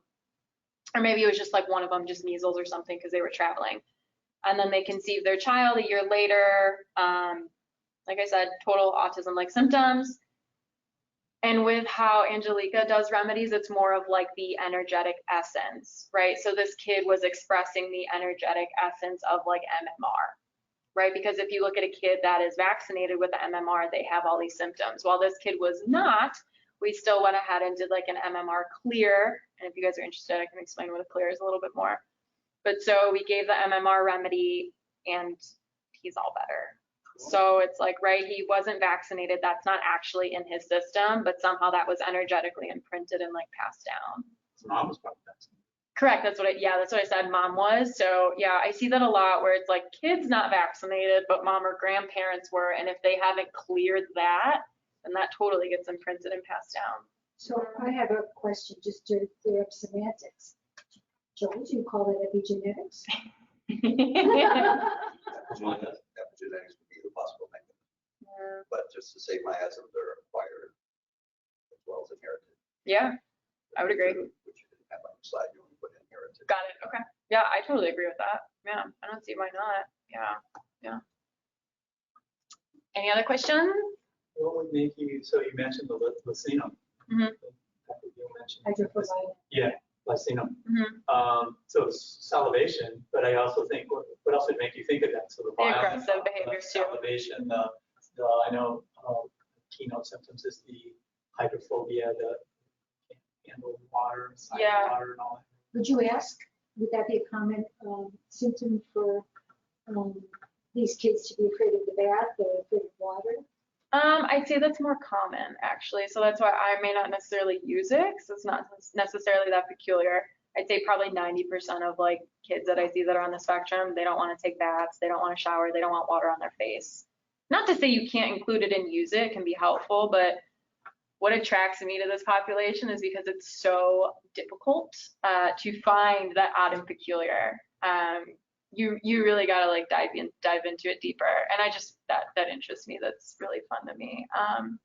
But with the Lacinum, so not saying right rabies is just in dogs, but he had a very like dog-like energy. Like he would literally get on all fours, right, and dominate his brother, and then like peeing in a corner to mark his territory. I know it's a little far and it's a little out there. It may be controversial for like classical homeopaths to go with, and I totally understand that. Does that make you think of Lacinum, or that makes you think of Black Nine? It could be any of them. I don't have like exact keynotes. No rubric? No, that's the thing. So with this case, I actually didn't even repertorize. I didn't repertorize at all. I think it's definitely helpful to repertorize, but some of the remedies that I use, like boa constrictor, is not going to come up when I repertorize. The no-sodes don't come up when I repertorize. Some of them do. Like I think there's Metarhinum, like the common ones, but other no-sodes aren't in there. So I kind of just feel into it, and wherever the case takes me, I kind of follow it. But yeah. First one, Kevin. He has an identical twin. He does. Totally normal. He does, which is very interesting. Yeah. So have you met Christina face to face, the mom? The mom, yes. Okay. The father, but not the twin. Got it. Okay. So yeah, I haven't met the twin. We FaceTime though, and yeah, he's totally neurotypical. The mom, this is the first case we're talking about, Ethan. The mom has got some social, I don't know the proper term. She's a little awkward. So yeah, I definitely think something was passed down to Ethan, and to say what that is, like, depends what you believe in. Karma, I don't know, because it's like, how do you explain that? It's identical twins, same genetic material, same mom, same experiences, same traumas, but it's like one's neurotypical and one has autism. None of that. No, they're vaccinated. Oh. Yeah, Ethan was. We actually did an MMR clear with him. I think mom kind of just fell off track with it. There was slight improvement, but he had a huge improvement with strep. Way bigger improvement with strep, yeah. By clear, you mean you go up in potencies? Yeah, so a clear, to my understanding, that was like coined by Tinnis Smiths. Is that how you say his name? Yeah, so a clear, Cease. yeah, cease therapy. It's like complete elimination of autism spectrum something. But you start with a lower potency, so a 30C, and you can work your way up to like a 10M or a 50M. So what you're doing, you're clearing out that energetic resonance. So if you know that your child regressed right after MMR, that's pretty much an indicator to give MMR homeopathically. So you would start with a 30C. You either give it once or twice a week. And the thing is, you want to see the system flare up, because that means you're aggravating that energy and it's moving through the system and it's working its way out. So you pretty much give the 30C once or twice a week until it stops aggravating.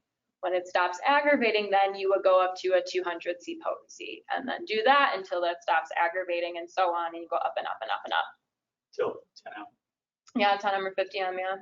So if you're doing like an MMR clear, does that mean you're getting a no-so made with the MMR vaccine? Correct. Yes. So like if you had an animal that was damaged from a rabies shot, would you actually use Lacinum? You could. Yeah, 100%. You totally could. Yeah. I don't know enough to give you like a yes for sure, but yeah, I don't see why not.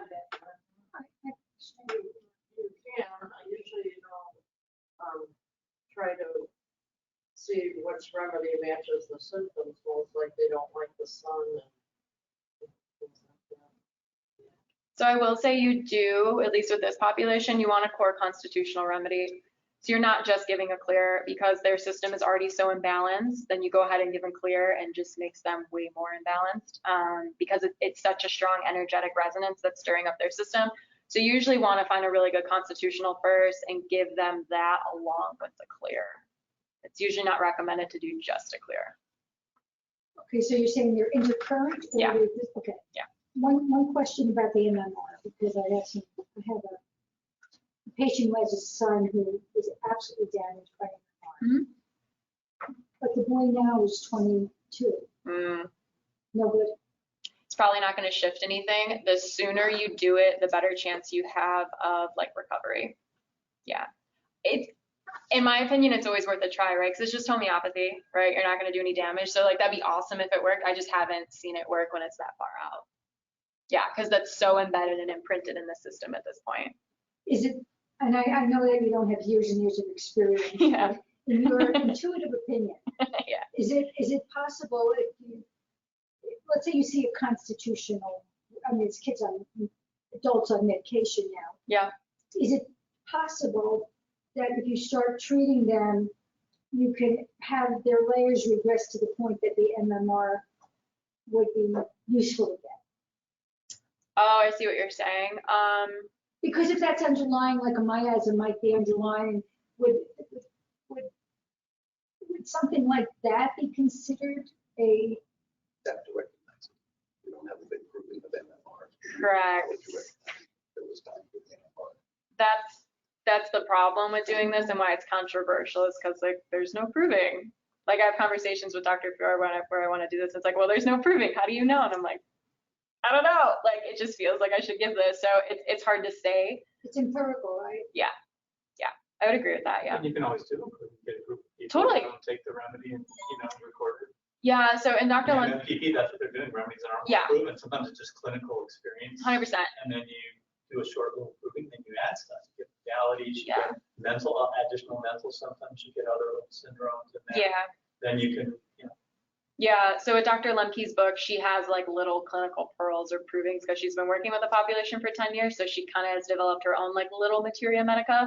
It's not super specific, but at least it can kind of help guide you. It's like, okay, well, they have all these things, like let's try MMR. Or there was one, I had one case, it's the kid that would get grossed out by his sister's feet. I gave varicella, and he's not grossed out by his sister's feet anymore. And that was like the one clinical like proving that she had in her book. she proves a lot of them. She takes them herself. She'll take them herself, She's yeah. very sensitive. Yeah. Who's this? Dr. Lemke. Oh, she takes. Yeah, she'll take them herself. Yeah. What type of doctor is she? She's a naturopathic doctor. She doesn't necessarily identify that way anymore. She just identifies as like a homeopath because that's all she does is homeopathy. But yeah, I think she went to Best Year. So did you personally take the cease therapy treatment? No, I would love to, because that is just so interesting to me. No, I've just worked with her, and Dr. Fior lent me the book. I don't think so. Yeah, it's just he has a book. The book it's in my opinion, it's enough information to kind of get an understanding of how to do it. It's not very complicated. I think it's worth if you really want to know to do the training, because I'm sure you can get a lot more information. But yeah, if you read the book, it's not too difficult. It's like another tool because sometimes it's easy. You take a case, it's a clear case of whatever, sulfur, calcarea, silicone, or whatever. But sometimes not. It's too complicated. There's too much damage. There's too much suppression. There's too much. They're not verbal.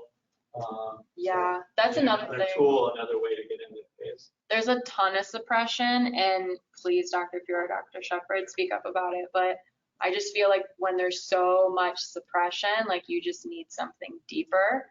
Like I said, I think polycrest can work wonderfully and like a well-indicated remedy, but I personally, in my 4 years experience, have not seen like complete reversal.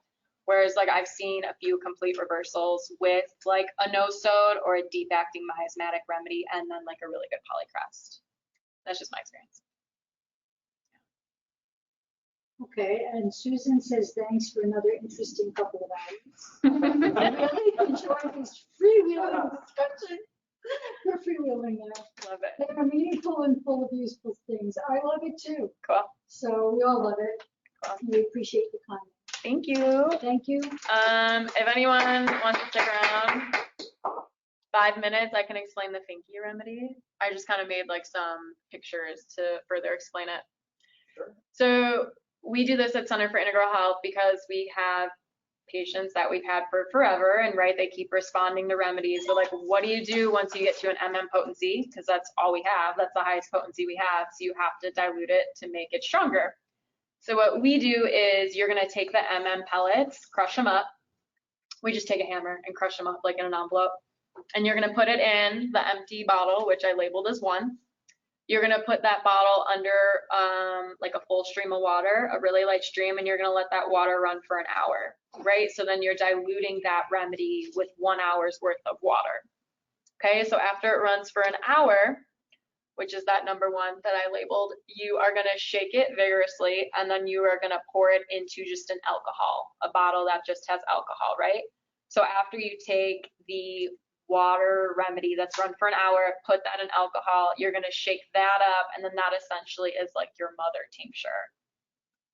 You following me, Francine? I see some confused You looks. said you start with an I thought we started with 30s. Oh, you can technically start with whatever potency you You do want, the highest potency you have. whatever you It have. could be a 30, it could be 60. Yeah, Whatever the highest potency you have. Mhm. So usually we can get up to MM.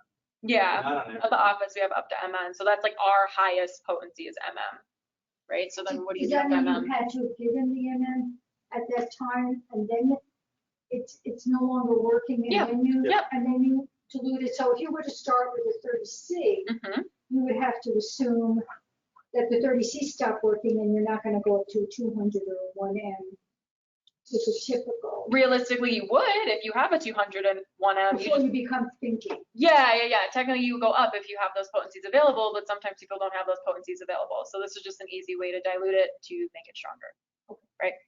So then we use MM. Alcohol, is that ever? Yeah, I think it's 90%. You need, it has Need to be higher. above 85% Yeah. alcohol. Or, because when you put it on pellets, if it's less than 85% alcohol, it will dissolve the pellets and put all the sugar in the bottom. Yeah. And Finky is spelled F-I-N-C. Whoopsies. And mother tincture, I don't think it's a mother tincture, it's just an alcohol remedy. Mother tincture would be more like, I think, starting with like an herbal tincture. Semantics. Yeah. I agree with you. I didn't know. So that's what I put. Yeah. But yeah, so then technically it's the alcohol and then your remedy solution. So that would be like your original tincture, right? And then you are taking that and you're just dropping it onto the blank pellets, right? So then the pellets are just holding your remedy tincture. So once you put it on the pellets, then you can take those pellets internally. I think we don't keep the liquid anymore. We just don't. do the pellets and we just keep regrafting pellets. Yeah, so we graft pellets for ourselves, and then if a different client wants that same potency, we then just graft it with some alcohol. And that's it. Ashman makes all. Awesome.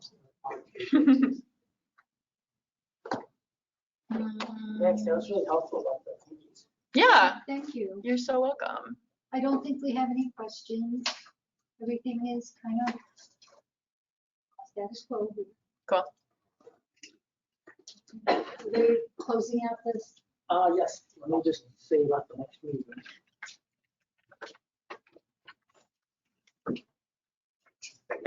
Did you get all Our minds. You're so welcome. I always love to challenge those belief systems. Are we done with the? So meeting? thank you very much, everybody, for attending. Once again, my apologies to Dr. Laura Weiss, and we'll definitely make you the 10 o'clock presenter. Hope everybody has a really good holiday season. And please come back for the first meeting of the new year. It's going to be Saturday, March 18th, 2023.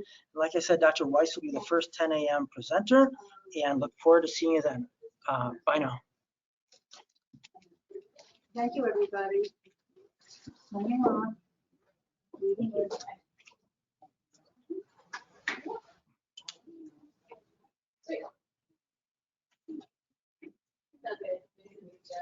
Now I just have to end it. I have to end it all. How do I do that? Just. Oh, You don't have to go in there. Don't go to the top. Go to